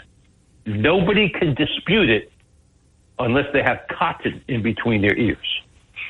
The Democrats are beyond experts in that field. Okay? Yes, they are. They follow the rules and regs, and then they manipulate them to their advantage. That's right. Okay? That's right. Okay, so they take advantage of the laws that are on the books, however they got there or however long they are, okay, including things that happen at boards of elections all across this country with dead voters on the rolls. Hey, Brendan Byrne, former governor, said when he dies, he wants to be buried in Hudson County so that he can vote forever. Yes, that's right. Okay? But guess what? We laugh. But it's true. It's true. It's true. It's right. Okay, so now if the Republicans, and we talk about it election after election after election after election. Okay, Republicans, I want to go on election day. I want to go on the day of the election. Okay, hey, if we don't do the same exact things that they're doing, but legally, we are buried. Yes, that's right. Okay, now Laura Trump, I said it last week, the daughter-in-law of Donald J. Trump. Laura Trump is the key to the reelection of her father-in-law. Okay? Hey, we don't have to worry about it. She's doing it. That's right. That is her job. Right. That's right. That is her mission. That's right. She's going to go to every state, follow their laws, teach the people, educate the people, bone them up. But here locally, we got to be boned up just like everybody else. And we better have those ballots. I don't care if you don't like early voting. You're going to lose the election. Yeah. If you're going to bury your head in the sand and go there on election day. That's right. Have a nice day. George, thanks again. Thanks for the call. That's true. I mean, the Democrats are experts at getting the vote out. They always have been. Just the way it is. And I just hope we just turn this thing around and do what we're supposed to do. It is Talk with a Purpose every Saturday, 9 till noon, WPG Talk Radio 95.5. I'm John DeMasi. We have a rare moment in our show where we have some open lines. So if you want to get in, you get in right away. 609-407-1450. That's our number here in the studio, talking about Trump, talking about Menendez. And I have a poll that I'll pass along to you after the break. And a few other things on the table. I'll tell you, we never run out of things to talk about. It is Talk with a Purpose, Saturdays 9 till noon, WPG Talk Radio 95.5. I'm John DeMasi. Coming back, more Talk with a Purpose in just a moment. Chances are you've tasted the delicious fruits and vegetables from B.F. Mazzio, but didn't know it. That's because B.F. Mazzio has a huge wholesale division that delivers to area restaurants, schools, hospitals, and more. If you own a restaurant or run a commercial kitchen, call B.F. Mazzio's wholesale division at 609-641-6608. That's 609-641-6608. And don't forget B.F. Mazzio at 601 New Road in Northfield. Call 609-641-6608. Your WPG Talk Radio 95.5 AccuWeather forecast for South Jersey. A coastal flood advisory in effect till noon on Sunday. For this afternoon, we've got periods of rain, breezy with high 53.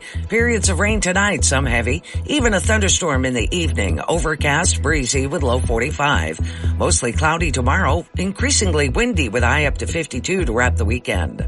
I'm AccuWeather's Ruth O'Brien on WPG Talk Radio 95.5. We are back here on Talk with a Purpose, 609-407-1450, 609-407-1450. Before we get to David in California, I'm sure this will be a good call. Got a poll here. This is interesting. A poll finds that a significant share of U.S. adults doubt the mental capabilities of 81-year-old President Joe Biden. Okay. And 77-year-old Donald Trump. They say they don't have the mental capability. Well, we know Biden doesn't. But Trump? So let's see what they say. More than 6 in 10 say they're not very or not at all confident in Biden's mental capability to serve effectively as president. A similar but slightly smaller share, 57%, say that Trump lacks the memory and the acuity for the job. Have you ever seen that? I haven't. In a major risk for Biden, independents are much more likely to say that they lack confidence in his mental ability. 80% of independent voters say Biden lacks mental ability. Those same independent voters say Trump has, they say 56%. Going into the State of the Union the other night, just 38% of U.S. adults approve of the job as president, while 61% disapprove Joe Biden. Well, the numbers, if the numbers hold true, doesn't look good for Joe Biden. We'll see. Let's talk to David in California. David, good morning. Welcome to Talk with a Purpose. How are you, John? I was interested in you had an earlier caller that was talking about supporting Trump with utter loyalty, and I'm just going to remind him that there's if you study Truth Social right now. Yes. Donald Trump is basically trying to manipulate the share price so he can cash out and screw his other investors. And they're suing him because they don't want to be losing millions of dollars to his stock market manipulations. And if you think that Donald Trump is going to be loyal to you, good luck with that. Because he has never been loyal to almost anybody. And when you start looking at that issue about whether or not he's got the mental capacity to be able to be the president, if you remember, while he was president, he was racking up this crazy total of lies. He had gotten over 30,000 lies. And each one of those lies were multiple million-dollar, if not billion-dollar lies. They cost the taxpayers billions of dollars because he sent American employees of the federal government off into wild goose chases. And so America has lost vast amounts of money based upon him lying. Now, whether or not can you give us an example, David? Well, sure. I mean, the whole management of the COVID, the idea that he would tell people to shove a light bulb up their butts, to be able to ignore science and medicine, and get people killed. When did he say that? When did he say a light bulb up your butt? I didn't. He asked in the middle of a press conference whether or not ultraviolet light inside your body would be able to deal with COVID. Okay. And you just watched his COVID. There was a woman, I'm trying to remember. She used to wear scarves. Yeah, she just kind Dr. of turned her head and Dr. blanched. Yeah. Because she thought it was the stupidest possible thing to ever think. Now, it's possible that you could have to shove it down your throat, and whether it got into your lungs or into your stomach, it would be equally stupid. But then there were weapon systems. There were the treating of foreign policy, the outing of spies, the outing of billions of dollars worth of management of our property, talking about raking forests, and then getting the employees of America to go off and rake a forest as opposed to stop stealing the water off of the land. No, Donald Trump is a notorious liar, and he's either totally ignorant or he's trying to get us killed.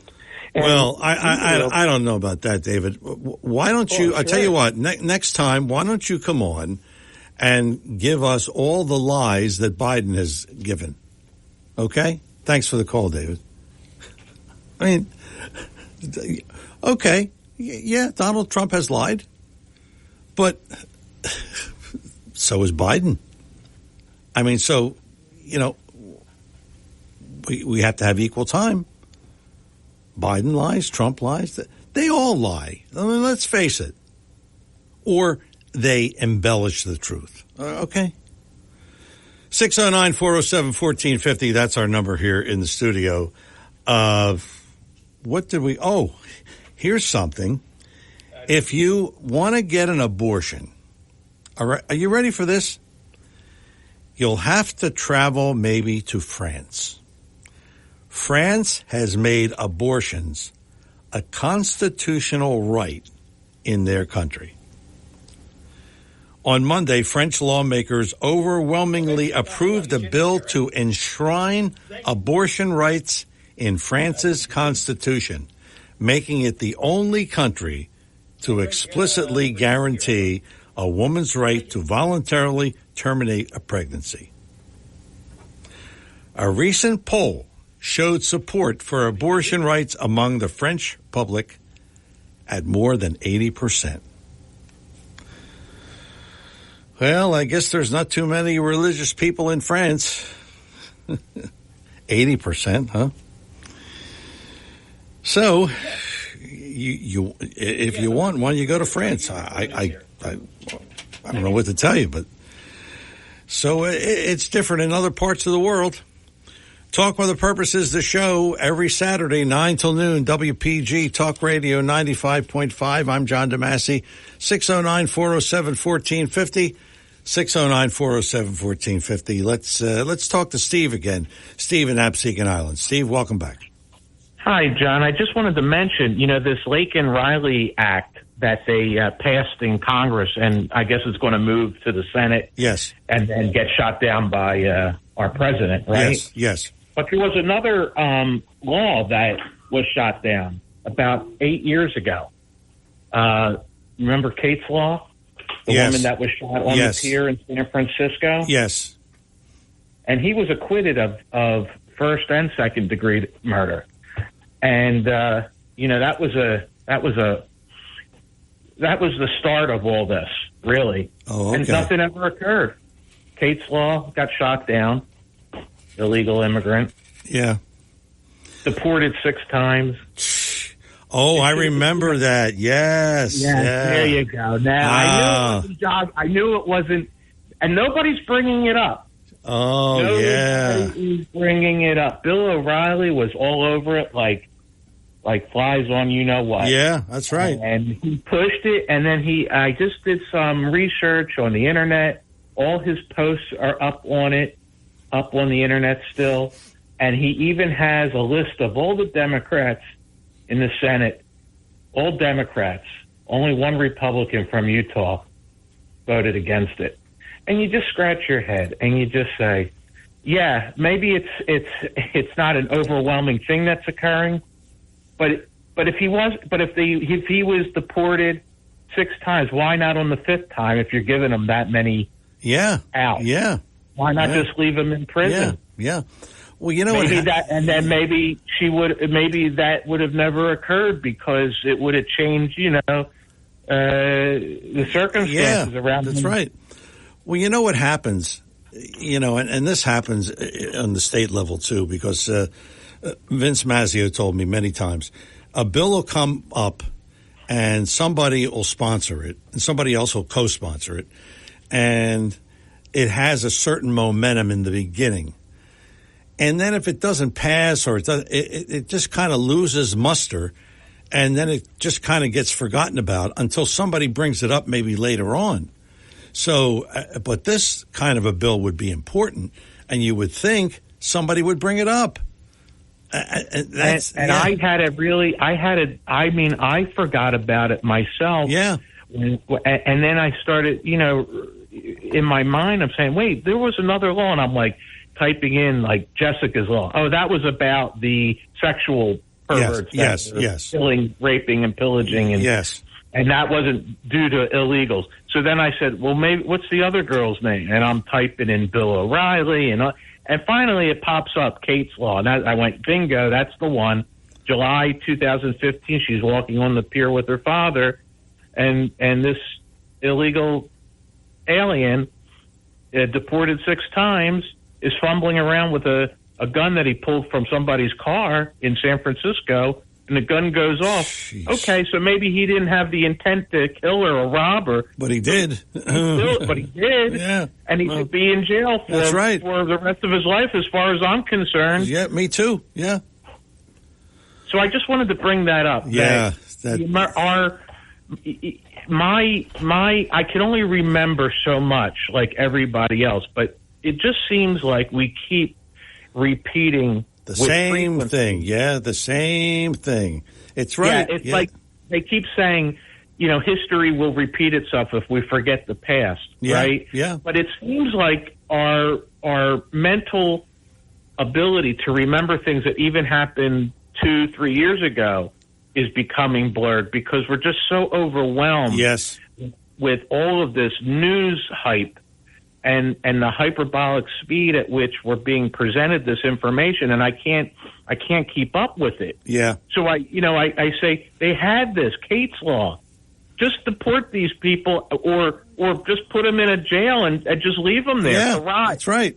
That's right. These are not the people we want in our country. No, absolutely not. So I don't get it. I don't either. We got American citizens running around that are bad. Why do we have to bring in other people from the world that are bad? I'll tell you. All right, I just wanted to... Thanks, Steve. Thanks for the soapbox. Greg and Absecon. Greg is back. Greg, good morning. Welcome back. Yes, to the Massey, good morning. Morning, sir. Remember W.C. Fields? Yes. Yeah. Towards the end of his life, they asked him, where would you like to be buried? You remember what he said? I think he said, on the whole, I'd rather be in Philadelphia. No. Any place else but Philadelphia. Yeah, that's it. Yeah, that's it. That was the bottom line to me. Yeah, that's right. All these guys the people that are committing crimes right now, they should not be put into our system. They should not be sent home. They should be sent to a Gitmo and spend the rest of their life there. If they killed an American, that's where they should be put. That's right. This nonsense is slapping them on the hand and sending them home so they can come back. Yeah, that's stupid. That's just crazy. It really is. And we have the facility built. It's ready to go. All we have to do is turn the lights on. And it's easy for them to get back in the country because they could come back in illegally. Of course. Yeah. Look and at they can come in anywhere they want. Anywhere. I mean, I mean, with the Biden system, they just hey, open the borders. Come on in. I hope we will not be presented with an Academy Award with Biden. Because this nonsense that they took 5 days and brought him back to life, I just don't buy it. I just think what we're looking at is if he is really putting this, weaving a tale for us, eventually we're going to find out, but it's going to be after all of the litigations that are pending for him to be participating in are over. Yeah. That's when we'll find out. Yeah. And right. I don't believe that someone can bounce back the way he said that he's doing. What are they filming him with? I mean, he's not Superman. He's not kryptonite. Yeah, that's right. Well, Harry said, he's been drugged up. So I maybe he has. I don't know. It must be some powerful drugs. Well, if that's the case, there's a lot of people that can probably use them to get back on track. Yes, that's right. Oh, Greg, thanks for the call again. We're going to take George after the news at 11 o'clock. So, George, hang in there. 609-407-1450. That's our number here in the studio. Geez, hour number 2 already in the books, which means we have an hour left and plenty more to talk about. In the third hour, I want to talk about, remember the Uvalde, Texas? How could you forget that one? Almost 2 years ago. A very, very controversial decision and disturbing, to say the least. So we'll talk about that in the next hour, among other things. A couple of emails that I got during the week, and we really want to thank Steve for a thorough, this is like a book report he sent me. It's really amazing, The station called me and said, you got a package here. Okay. Oh, well. Talk with a Purpose is the show. Saturdays, 9 till noon, WPG Talk Radio 95.5. I'm John DeMasi. Hour number 2 in the books. Hour number 3 on the way. Don't go away.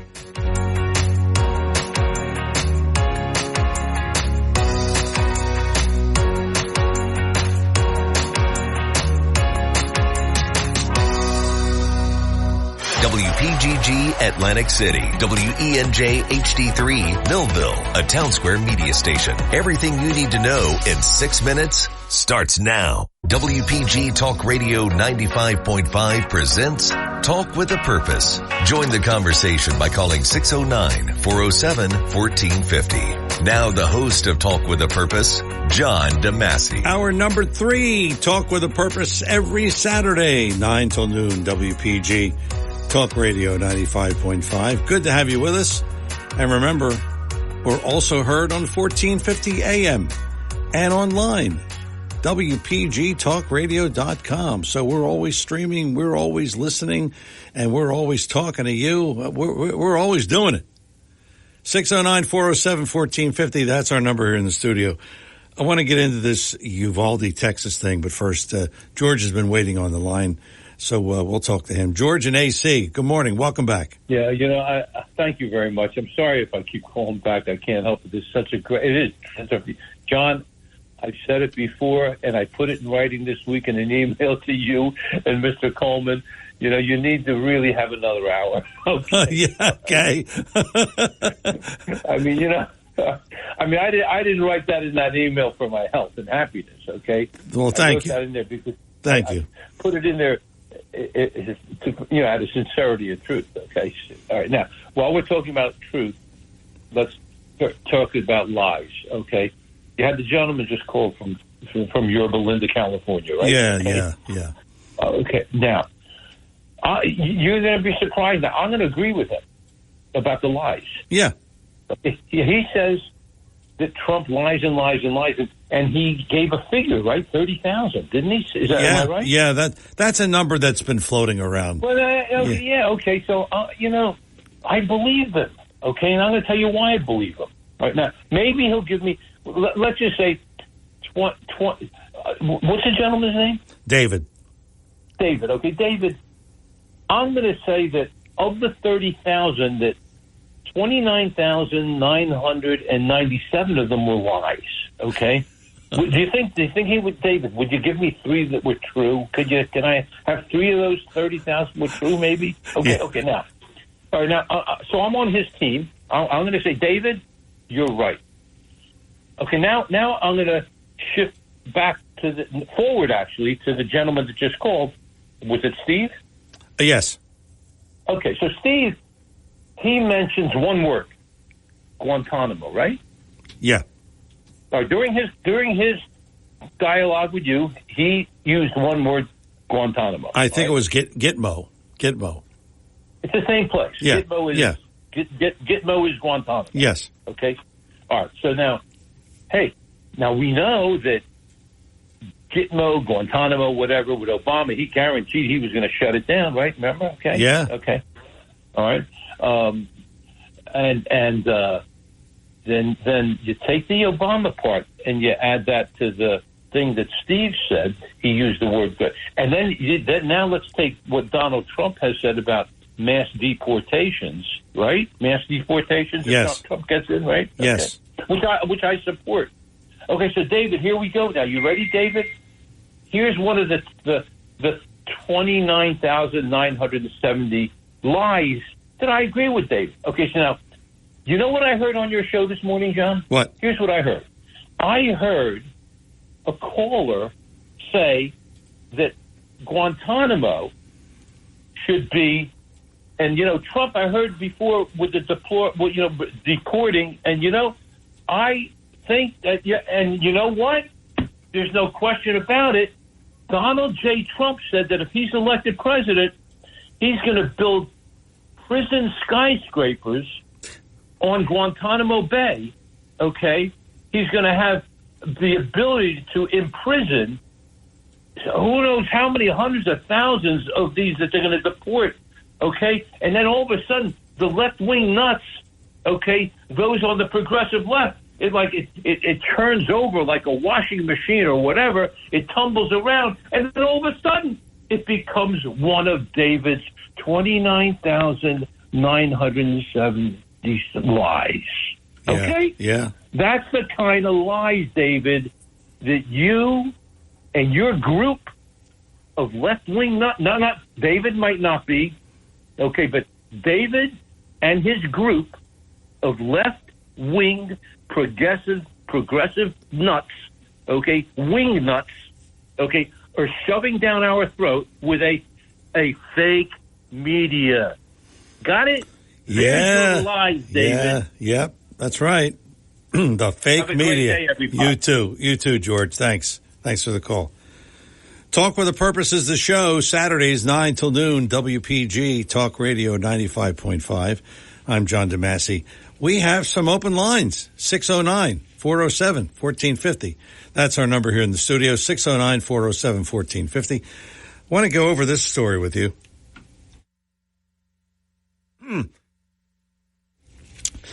We all remember the shooting in Uvalde, Texas. It's now almost 2 years ago. It was in 2022. And of course, we remember the 77 minutes it took for police officers to gun down the shooter. An investigation Uvalde city leaders ordered into the shooting put no blame on local police officers and defended their actions this past Thursday. Despite acknowledging a series of failures during the response, the result was 19 children dead, 2 teachers dead as well. The report, and I can't believe I just cannot believe that this report portrayed the Uvalde officers as acting swiftly and appropriately. Okay. In what world did they do that? Jesse Prado is an Austin-based investigator and former police officer. Frank, how are you? He described several failures by responding local, state, and federal officers at the scene that day. He said there were communication problems, there were poor training for live shooter situations, there was lack of available equipment and delays in breaching the classroom.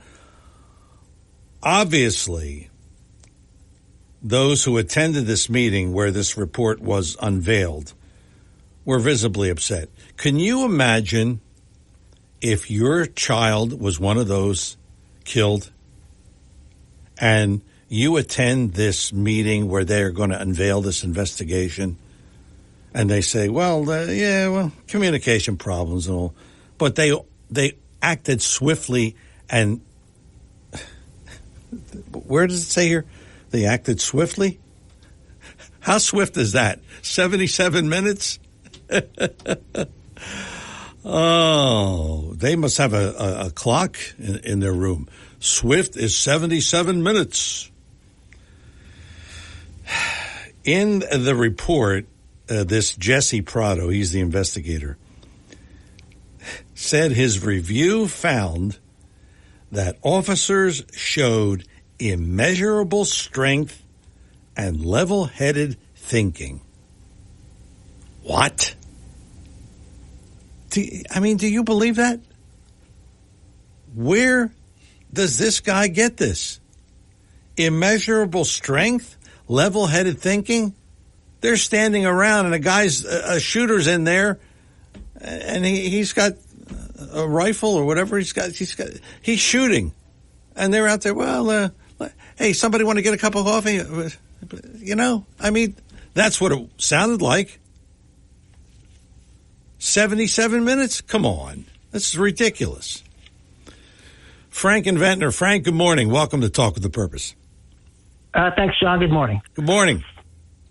So, John, this week, James Comer announced that he may, or very soon, refer for criminal charges to against several people who he's had in for the investigation, which I think is a big deal. That he's saying now that he's going to, bring these charges since he's been investigating the Biden family for almost a year now. Yes.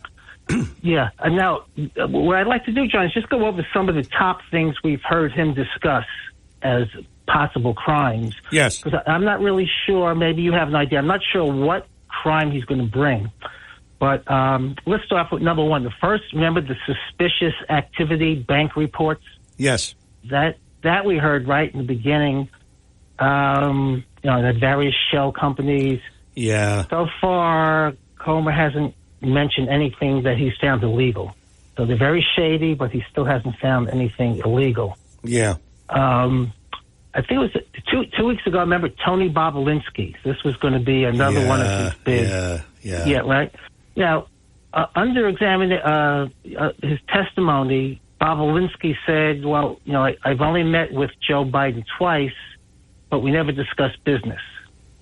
So this, the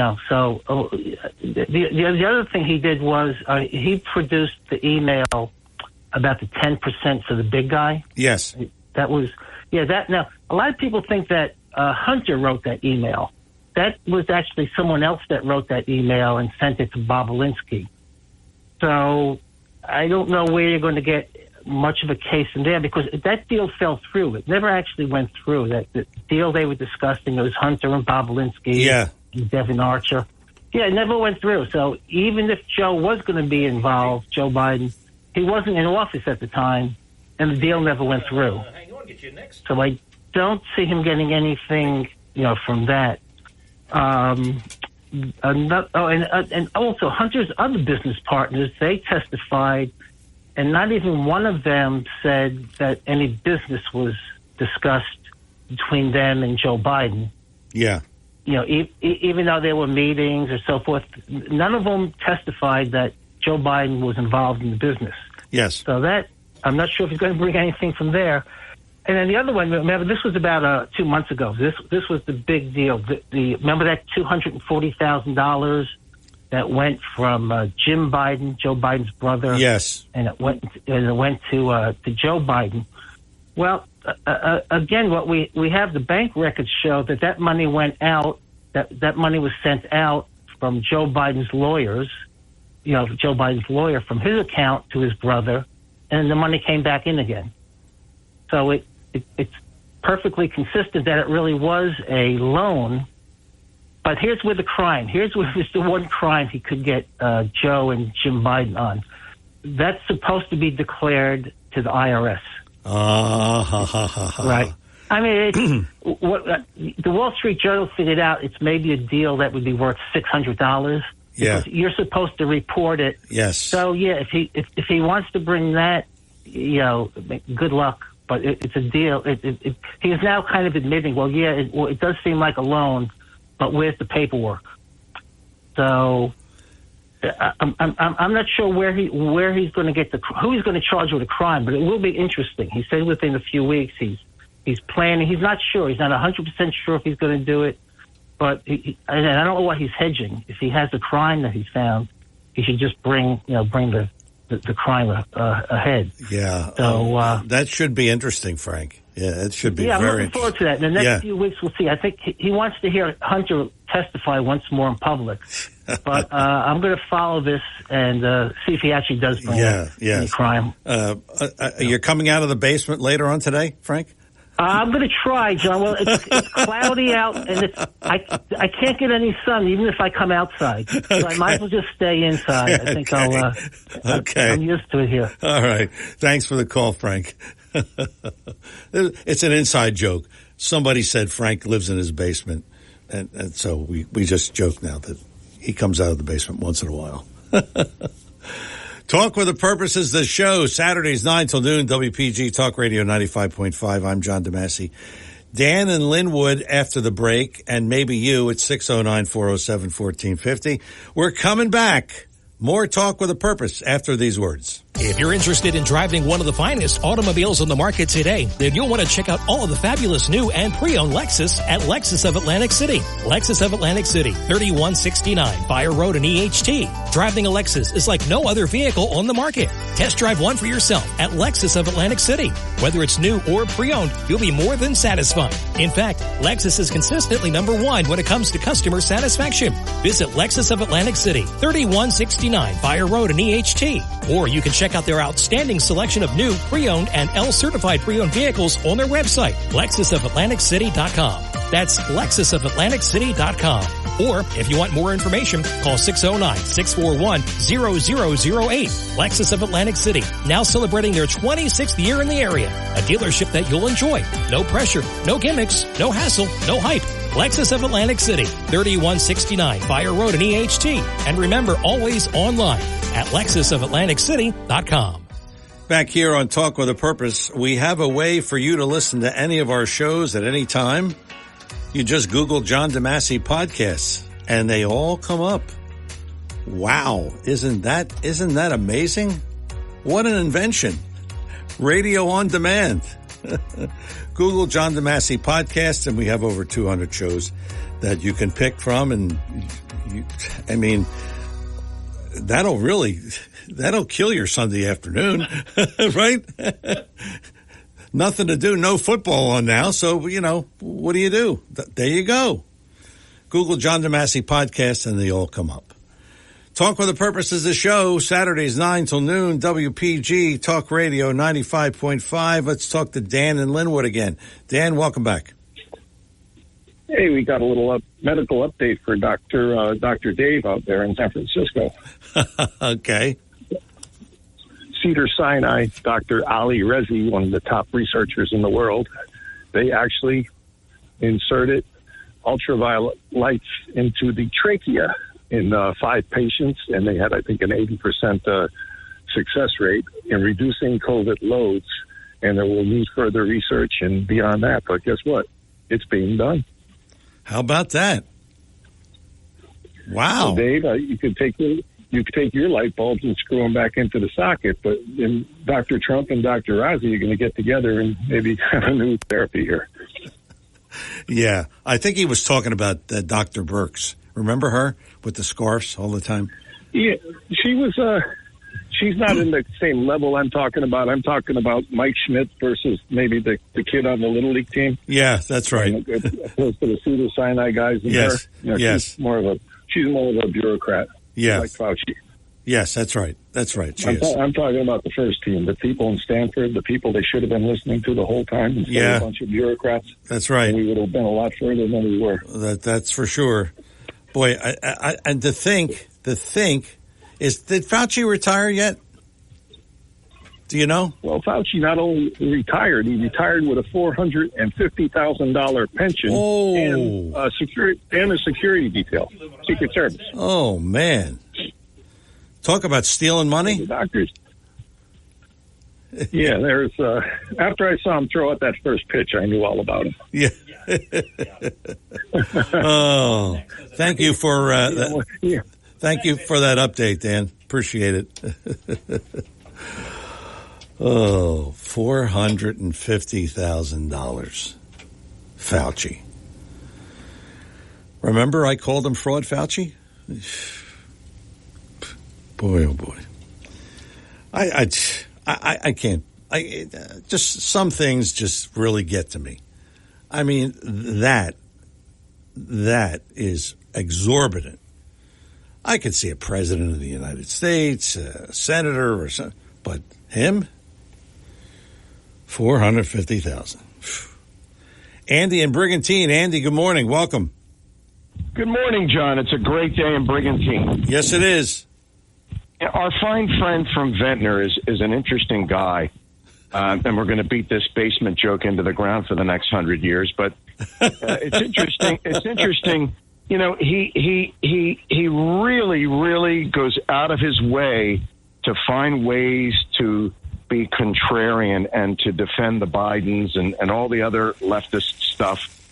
I wonder why he doesn't assiduously defend President Trump in this Letitia James case, where he supposedly defrauded all of these banks, and every one of the banks that he supposedly defrauded said that they were very happy with the deal. They made money on the deal. They got paid back with interest. They all made money. Why doesn't he defend President Trump assiduously on that? There was no crime. How is it when they actually rewrite a law, like they did in New York, they rewrite laws in order to make something that wasn't a crime, just so they can specifically go after Donald Trump? Now, look at the Biden family. If the Bidens did nothing wrong, okay, then why is it that Joe Biden said many times that he never spoke to his son about his business dealings? What's wrong with a father saying, yeah, of course I spoke to my son about his business dealings. He's my son. The fact that he denied multiple times having spoken to his son about his business dealings automatically makes you suspect. What must they have been doing for him to keep denying that he spoke to his son? Wouldn't any father speak to his son about his business, about his work, John? I would think so. Okay, so the fact that he denied it, and now we know he denied it and he lied. We know that Hunter's denials were lies. What were they hiding? Frank, the next time Frank is on, you should ask him the question, Frank, what was the product that the Bidens are selling? How did they get all this money? Where did it come from? What was the product? Because at least in Donald Trump's case, you could say, well, the man owned hotels. He owns hotels. He rents rooms, and that's his business. He makes money by renting hotel rooms and apartments, condos, whatever. What is the Biden business? Do they make a product? Is there a widget? Are they selling some product? Like, at least you could say Hunter sells paintings. You know, somebody gives him $500,000 and he hands them a painting. At least you could argue, okay, there's a product. But what is it that the Bidens sell? What is the product? How did Joe Biden, who never made more than $175,000 a year, how is it that he's worth millions and millions with these 3 houses on the water and like mansions? Like, what is the product that the Bidens sell or make or manufacture, or what are they offering? Where is the money coming? No one asks the question. Andy, I think one of the properties was bought with money that he got from a book deal. I think that's when he left office as vice president, I think he had a book deal, and that's where he got the money for one property. Okay. So you can say that. And speaking of the book deal, do you know that Joe and Jill Biden set up an S corporation so that the proceeds from that book could run through the S corporation, which means the money didn't go directly to Joe, it went through the S corporation. And by creating the S corporation, what Joe Biden did was he avoided paying $500,000 in payroll taxes. Do you know what payroll taxes pay for, John? What? The payroll taxes go to fund things like Obamacare, the very Obamacare that both Joe and Barack Obama tried to force down the throats of the American people, yet Joe doesn't want to have to use his tax dollars to fund that program, okay? And this is the same Joe Biden that stood up there the other night and talked about how the rich have to pay their fair share, okay? Yeah. Meanwhile, his own son is guilty of not paying his income taxes, right? Meanwhile, Joe is setting up S corporations to avoid paying taxes. But when Donald Trump does things using the existing tax code to legally avoid paying taxes, he's a crook. But Joe Biden's perfectly honest. You know, there's two things. There's tax avoidance and tax evasion. The first one is a skill. The second one is a crime. Yes. Okay. Donald Trump avoided taxes. When you evade taxes that you owe, like Hunter did, that's a crime. Yes. Okay. So I wish that people like Frank would assiduously defend Donald Trump when there's no crime committed, as they would with the Bidens. But again, why would you deny speaking to your son about his business if there was nothing wrong with his business, if it was on the up and up? The fact that you deny speaking about it and then get caught lying, we know that you talked about it, that raises suspicions. Yes. It's not proof, but it raises suspicions. You know, Dr. Phil says, those who have nothing to hide nothing. Yeah. Yeah. Andy, I just want to say one thing about Frank. In this particular call this morning, he was talking about James Comer on some sort of, how could I put this, indictment that maybe he's going to indict Hunter and he's going to go after Biden. So he was really talking about Biden and going after Biden and the government going after him. So that was kind of what the conversation was about this morning. I heard the conversation. Yeah. Let's remember, and he brought up these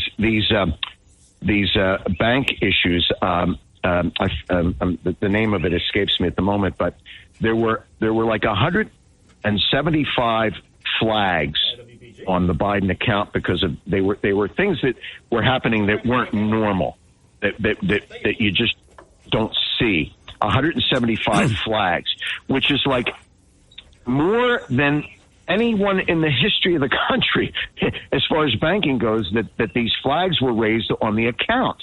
And you have to wonder what is going on. If you're doing things on the up and up, you have no reason to have all these shell corporations.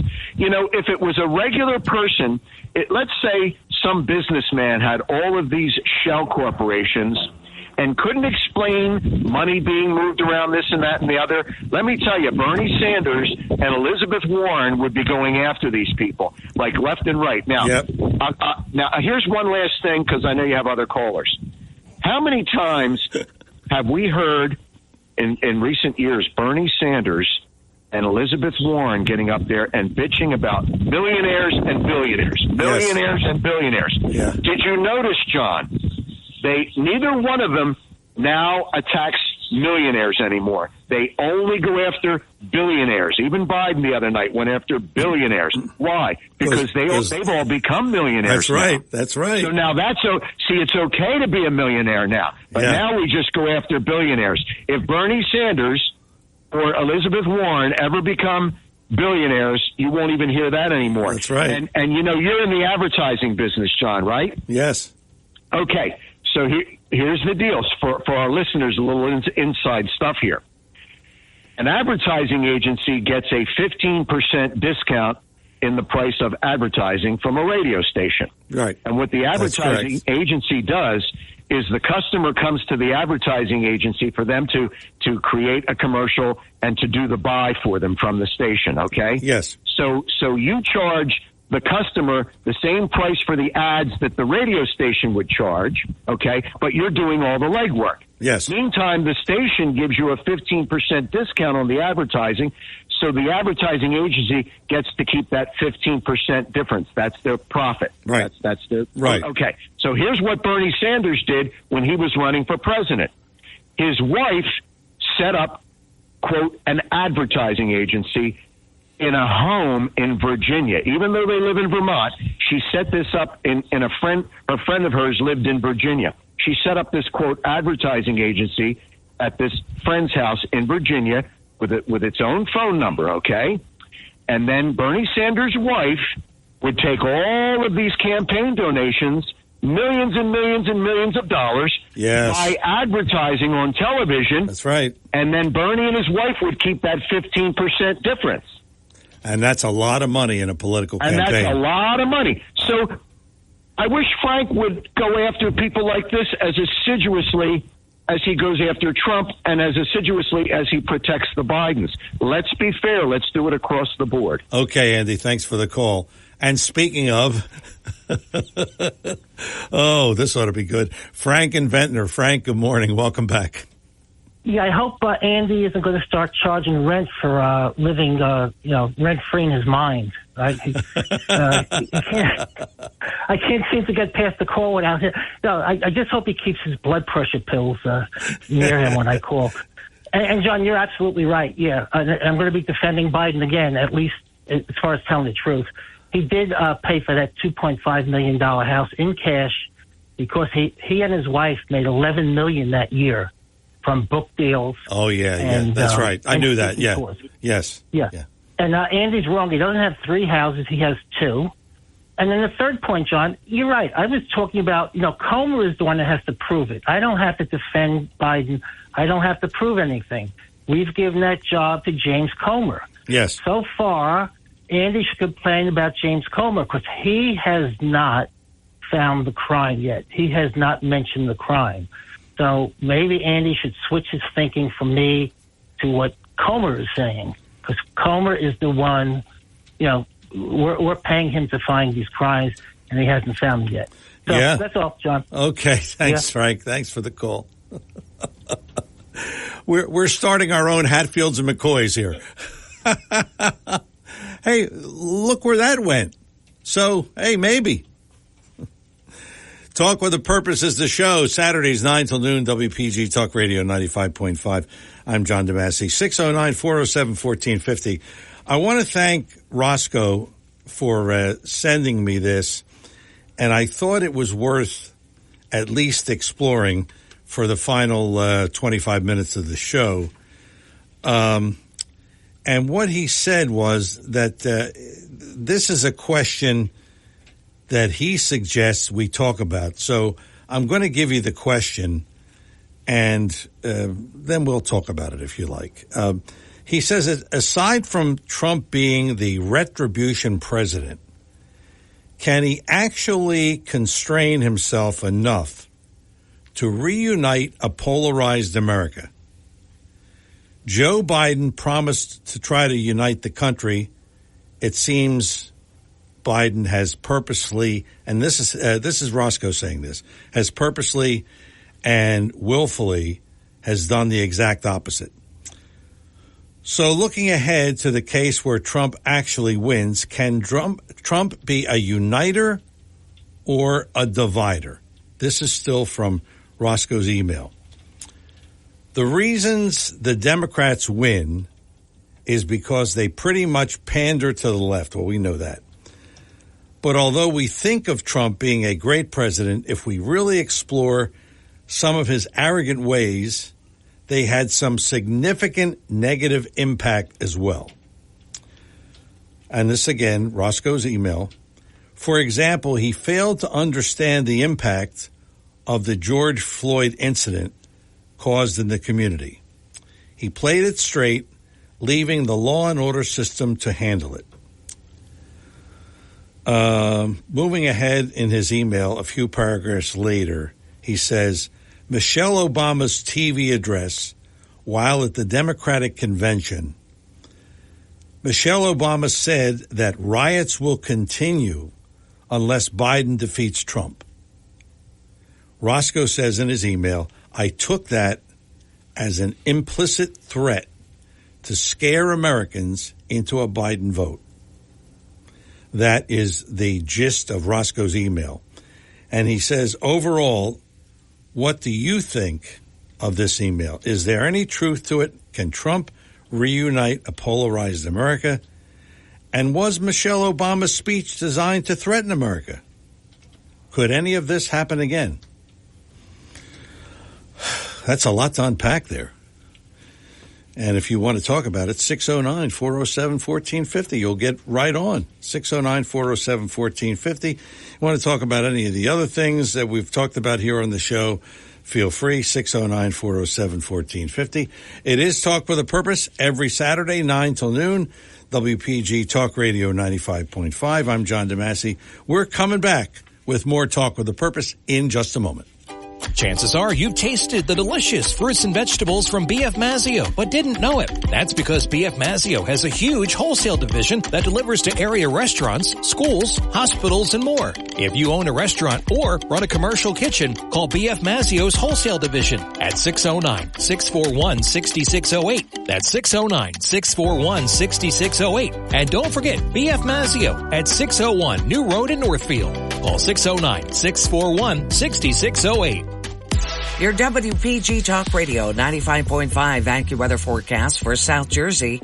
A coastal flood advisory in effect till noon on Sunday. For this afternoon, we've got periods of rain, breezy with high 53. Periods of rain tonight, some heavy. Even a thunderstorm in the evening. Overcast, breezy with low 45. Mostly cloudy tomorrow. Increasingly windy with high up to 52 to wrap the weekend. I'm AccuWeather's Ruth O'Brien on WPG Talk Radio 95.5. Back here on Talk with a Purpose, I've failed to mention for the last couple of weeks, we have a Talk with a Purpose replay, and it is every Sunday 5 until 7.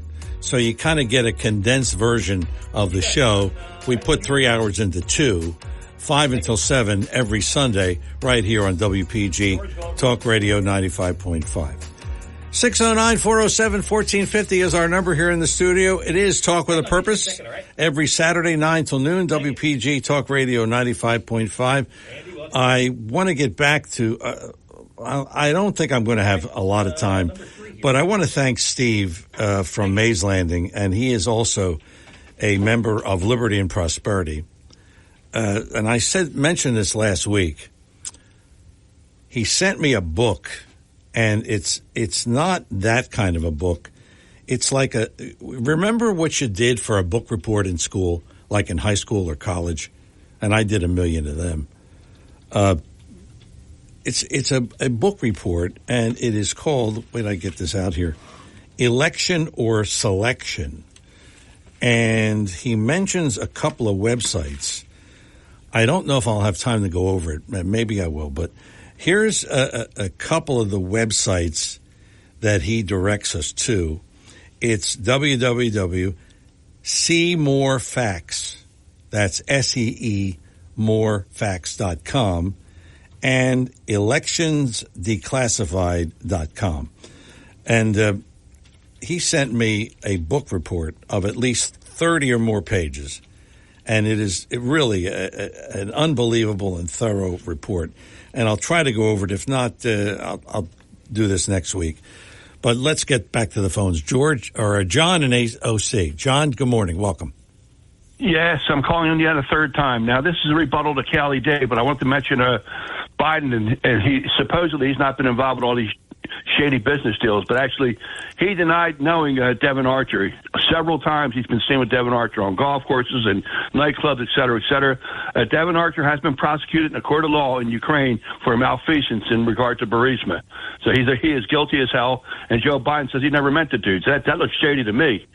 But as far as this is Bidenomics for you. I went and bought a generic brand of sleep aid, and I used to get it for $8. Now it's $33. Okay, Ooh. And it was Yes. Oh honest my to God. Yeah, it came up on my receipt because it's buy one get one free. Okay, cool. I see $16. I didn't get to buy one get one free, but I had to take a second look, and it said $33, and $16 was taken off. So yeah, that's Bidenomics, man. You know, the whole thing is that if you don't, yes, honest to gosh, man, $33 I paid for an $8 bottle of sleep aid. Now Cali Dave, he's saying how much of a liar President Trump is, but actually. Ultraviolet germicidal irradiation, ultraviolet, also called UVGI, it's actually used extensively for fighting bacterial infections and viruses. You can look it up for yourself. You have to do a deep dive on it. You have to do, a considerable amount of investigation, but yeah, it is used. So ultraviolet light is used to combat viruses. Cali Dave, but actually it was President Trump that wanted to use ivermectin and hydroxychloroquine, which are proven to combat COVID-19. He was accused of being a xenophobe, anti-Chinese, because he didn't want to have Chinese nationals coming in January of 2020. Okay, so that's January 2020. That's right. I was going to say 2021, but anyway, that means they knew it came out of a lab. They knew all along it came out of the lab of virology, the Wuhan lab of virology. So we're being snowed, not the people in the know. They don't give a hoot about us, man. We're the mushroom people. They keep us in the dark and they feed us. But that's the truth, man. And yeah, so if you don't want to, you have never Trump. You can't vote for President Trump, but you want to vote for that bozo that's sitting in the White House now, the unwrapped mummy. Then there's something wrong with your heads. Then thanks for letting me call in. Okay, John, the unwrapped mummy. That's a good one. I like that. He's used that before, but that's true. George is back. George in AC. Good morning. Welcome back. I'm really being punished again. I mean, I'm right behind John. He's the greatest. Okay, so. And now I know what John is on, how he can talk so fast and so well. Yeah. Okay, because of the price of what he was talking about, the generic. Yeah. Okay, I would be almost willing to bet 1 year of my life that's left. Okay, that the product that he was talking about is NyQuil and DayQuil, because that's the same exact generic that I purchased, and it's the same exact price that he was talking about. Oh boy! Buy one get one free. Jeez. And then cut it in half. It's right there on par. So I know now that John is definitely on NyQuil and DayQuil, so he can make sure he's tuned in to the John DeMasi show. How's that? There you go. But that's not why I called. That's not why I called. Okay. Seriously speaking now, the gentleman that's like the guy in Ventnor, I'm better with geography than names. Okay, help me out, because I like to refer to the gentleman. Frank, okay, Frank from Ventnor. Okay, and I'm really glad that the gentleman with the Great Day in Brigantine called and started that one. That's good. Okay, so now here we go. This is Mr. John in Ventnor. No, that's Frank in Ventnor and Andy in Brigantine. So okay, for Frank in Ventnor, get the players straight. Okay, I'm sorry. Okay. Now, how about Mr. Ventnor? Is that okay? Yeah, that's good. I told you, I'm better with geography than names. All right, now, for Mr. Ventnor, making reference to Mr. Representative Comer, okay? John, let me ask you a question. Have you ever heard, I can't remember the guy's name, so you're going to have to help me with the name, but have you ever heard, you got to know when to hold them and you got to know when to fold them? Kenny Rogers. There you go. Okay, so now Kenny Rogers says you got to know when to hold them. You got to know when to fold them. Yes. What I'm saying to Mr. Ventnor is the Republicans are not quite as stupid as you think they are. You don't think that they're going to turn all their cards up at the poker table, which is where we're at now, okay? You see, you feed it out a little bit at a time. And you want to know something, Mr. Ventnor? He didn't feed any of it to you, okay? He hasn't fed any to any of the left-wing nods. What happens is those that push that garbage so much, like Mr. Ventnor, I'm sorry, it's not personal, I'm talking facts here. You see it? They have jumped the shark like they always do. They have crossed the Rubicon, okay? And now the good Lord gave me what I needed. Now it doesn't matter if it's Biden or Gruesome Newsom. I don't care, because now the stage has been set. I believe, and I don't know for a fact, but I'm allowed to conjecture, okay? I conjecture that the Republicans are as dumb as a lot of people think that they are, those that are in Congress. And they're definitely not letting out their hand, okay? And what's going to happen now, since your team, Mr. Ventnor, has jumped the shark and crossed the Rubicon, guess what? It's all downhill from here. So Trump has got his Truth Social, okay? So, and for the guy from California, the Truth Social isn't more lies. What it is the opportunity to show the truth to the world, and believe me, they're paying attention. And for guys like Twitter, X, Musk, great guy, genius, weaponization of the Justice Department against him, like Trump, you don't think, yo, Mr. Ventnor, Mr. California, you don't think that a genius like Musk and a financial genius like Musk and a business and showman genius like Trump haven't already hooked up? Because guess what, buddy? Guess what, Mr. Ventnor? Guess what, Mr. California? We're not as stupid as you think we are, okay? So you watch it come. I don't care if it's Gruesome Newsom. I don't care if it's Michelle Barack Obama. I don't care who it is that you put up. You've crossed the Rubicon, buddy, and it's going to be all downhill from here, because you know what, more important than anything else? X, Twitter, Trump, Truth, or whatever, 70-plus million Americans, we have had enough. Okay? Oh yes, so the we fight have. is on. The yes, fight we is have. on. Yep. I'm not a racist. I'm not a white supremacist. Okay? We've had enough. All right? So not only have we had enough, we're going to ballot harvest legally better than you guys have ever done in the history of voting in America. We're going to do our job this time, okay? We're going to kick your butt, okay, from here to whatever it takes to get our, including yours. We're going to help you. We're going to help all of those that are the deranged ones as well. We're going to help right this sick ship. Instead of letting this ship, the USS America, United States, the USS United States, okay, we're going to right this ship, and we're going to make America great again. And you can't make, no matter what you do, you can't make MAGA be Hitler, because guess what? It's not. That's right. Have a great day, everybody. That's Have a right. great Thanks, day. thanks, George. Thanks for the call. Passion. That was the word there. Oh, speaking of passion, Andy is back. Andy and Brigantine, welcome back. Yeah, John. What do you think about a guy who makes $11 million off of a book and then runs the money through an S corporation to avoid paying $500,000 in payroll taxes?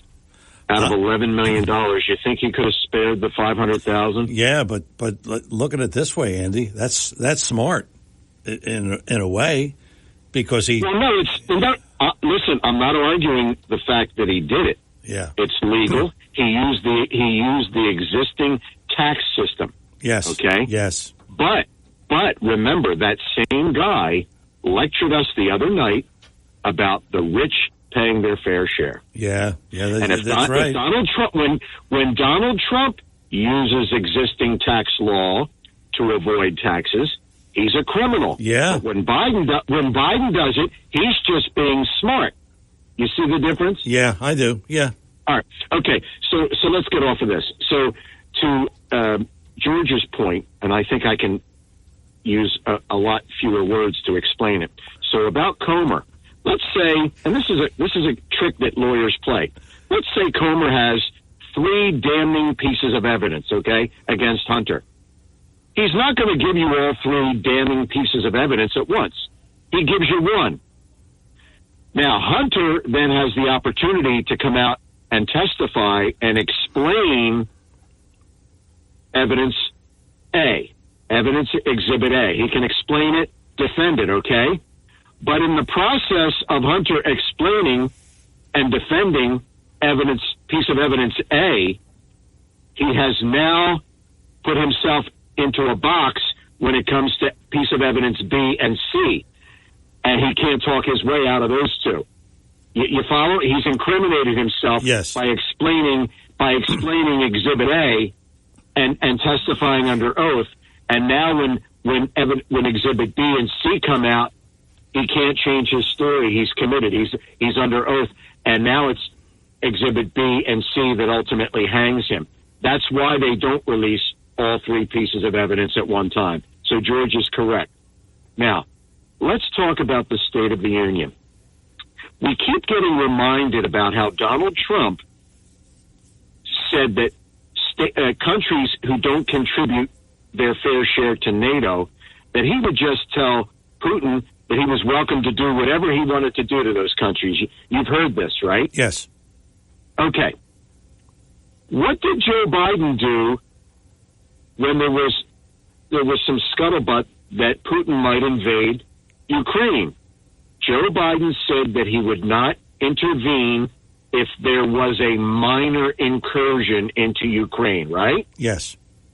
Was that not Joe Biden telling Putin that he could do whatever he wanted to do? Yeah. So why was it when Trump said what he said, which was completely misconstrued to mean that he would tell Putin to do whatever he wanted to do? If that's the case, then surely what Biden said, that he wouldn't intervene if there were a small incursion into Ukraine, certainly that was Joe Biden signaling Putin that he could do whatever he wanted to do, right? Yes. So, and that's exactly what Putin did. Had it not been for Joe Biden basically saying he would turn the other cheek, he would turn his head away for a minor incursion, we would never have had what we have now in Ukraine. That's right. Okay? That's right. All right. So that's one. So Joe Biden also went on this tear about the rich paying their fair share. And they talk about that billionaires pay less taxes than firemen. This is a lie, and I'll explain as briefly as I can. Remember when Barack Obama said that Warren Buffett's secretary paid more taxes than Warren Buffett himself? Yes. Okay. Well, so Warren Buffett's secretary pays a higher tax rate than Warren Buffett did because Warren Buffett derives his income from investment income, which is taxed at a lower, and that is taxed at a lower rate. That's correct. Because the money that was used to make those investments had already been taxed as ordinary income. So once you make the investment and get interest from it, you're taxed, say, 15%. Warren Buffett's secretary was taxed as regular income because she took a salary. That's right. So she paid a higher tax rate. So it is true that Warren Buffett paid millions in taxes while his secretary paid only thousands. But they say that Warren Buffett's secretary paid more taxes than Warren Buffett himself. She paid a higher tax rate but she didn't pay more taxes. Right. But this is the lie. This is the lie that they promulgate. Okay? It's all lies. It was nothing but lies and deceit. The only thing missing from the State of the Union address the other night was for Joe Biden to have a small black mustache in the middle and a big swastika over his head because he acted like he was, if anybody could be compared to Hitler, it was Joe Biden during that speech the other night. And I never want to once again hear one of these Karens complain about the behavior of Donald Trump after what we saw behind that podium in the Capitol the other night from Joe Biden. Andy, thank you for the call. And that was, yeah, well said. Well, I didn't watch it. I started the show by saying, hey, I had a choice. Law & Order SVU reruns or Joe Biden. I picked Law & Order SVU. Real quick, if I have time. 2 minutes, Chris? Steve from Mays Landing, he sent me this book report, like I said, and I thank him for that. I really read it over this week, and I just try to bring out some points. He says that Laura Trump vows the largest ever legal ballot harvesting operation if elected RNC co-chair, which she was. I'll give you just a couple of highlights. This is just the highlight of the report, and maybe if I have time next week, I'll do it. Basically, Steve says there are 7 counties, or there are 7 states, 15 counties, that will determine the election in 2024. And they are in Arizona, North Carolina, Wisconsin, Michigan, Pennsylvania, Georgia, and Nevada. And Trump has said that he will outrun the mail-in ballots. Will he, or do we have another controversy in 2024? So we'll see what this brings. But those 7 states, and Steve literally explains, he breaks it down into counties, and one of them in Pennsylvania is Philadelphia. And Trump's not winning that one, sorry to say. But anyway, that's going to put the wraps on another edition of Talk with a Purpose. Thanks to Chris Coleman, our program director and producer. And thanks to you, the callers, because once again, you're the stars of the show. Without you, there's no me. I'm John DeMasi. Thanks for listening. We'll talk to you next Saturday, 9 till noon. Talk with a Purpose, WPG, Talk Radio 95.5. You take care.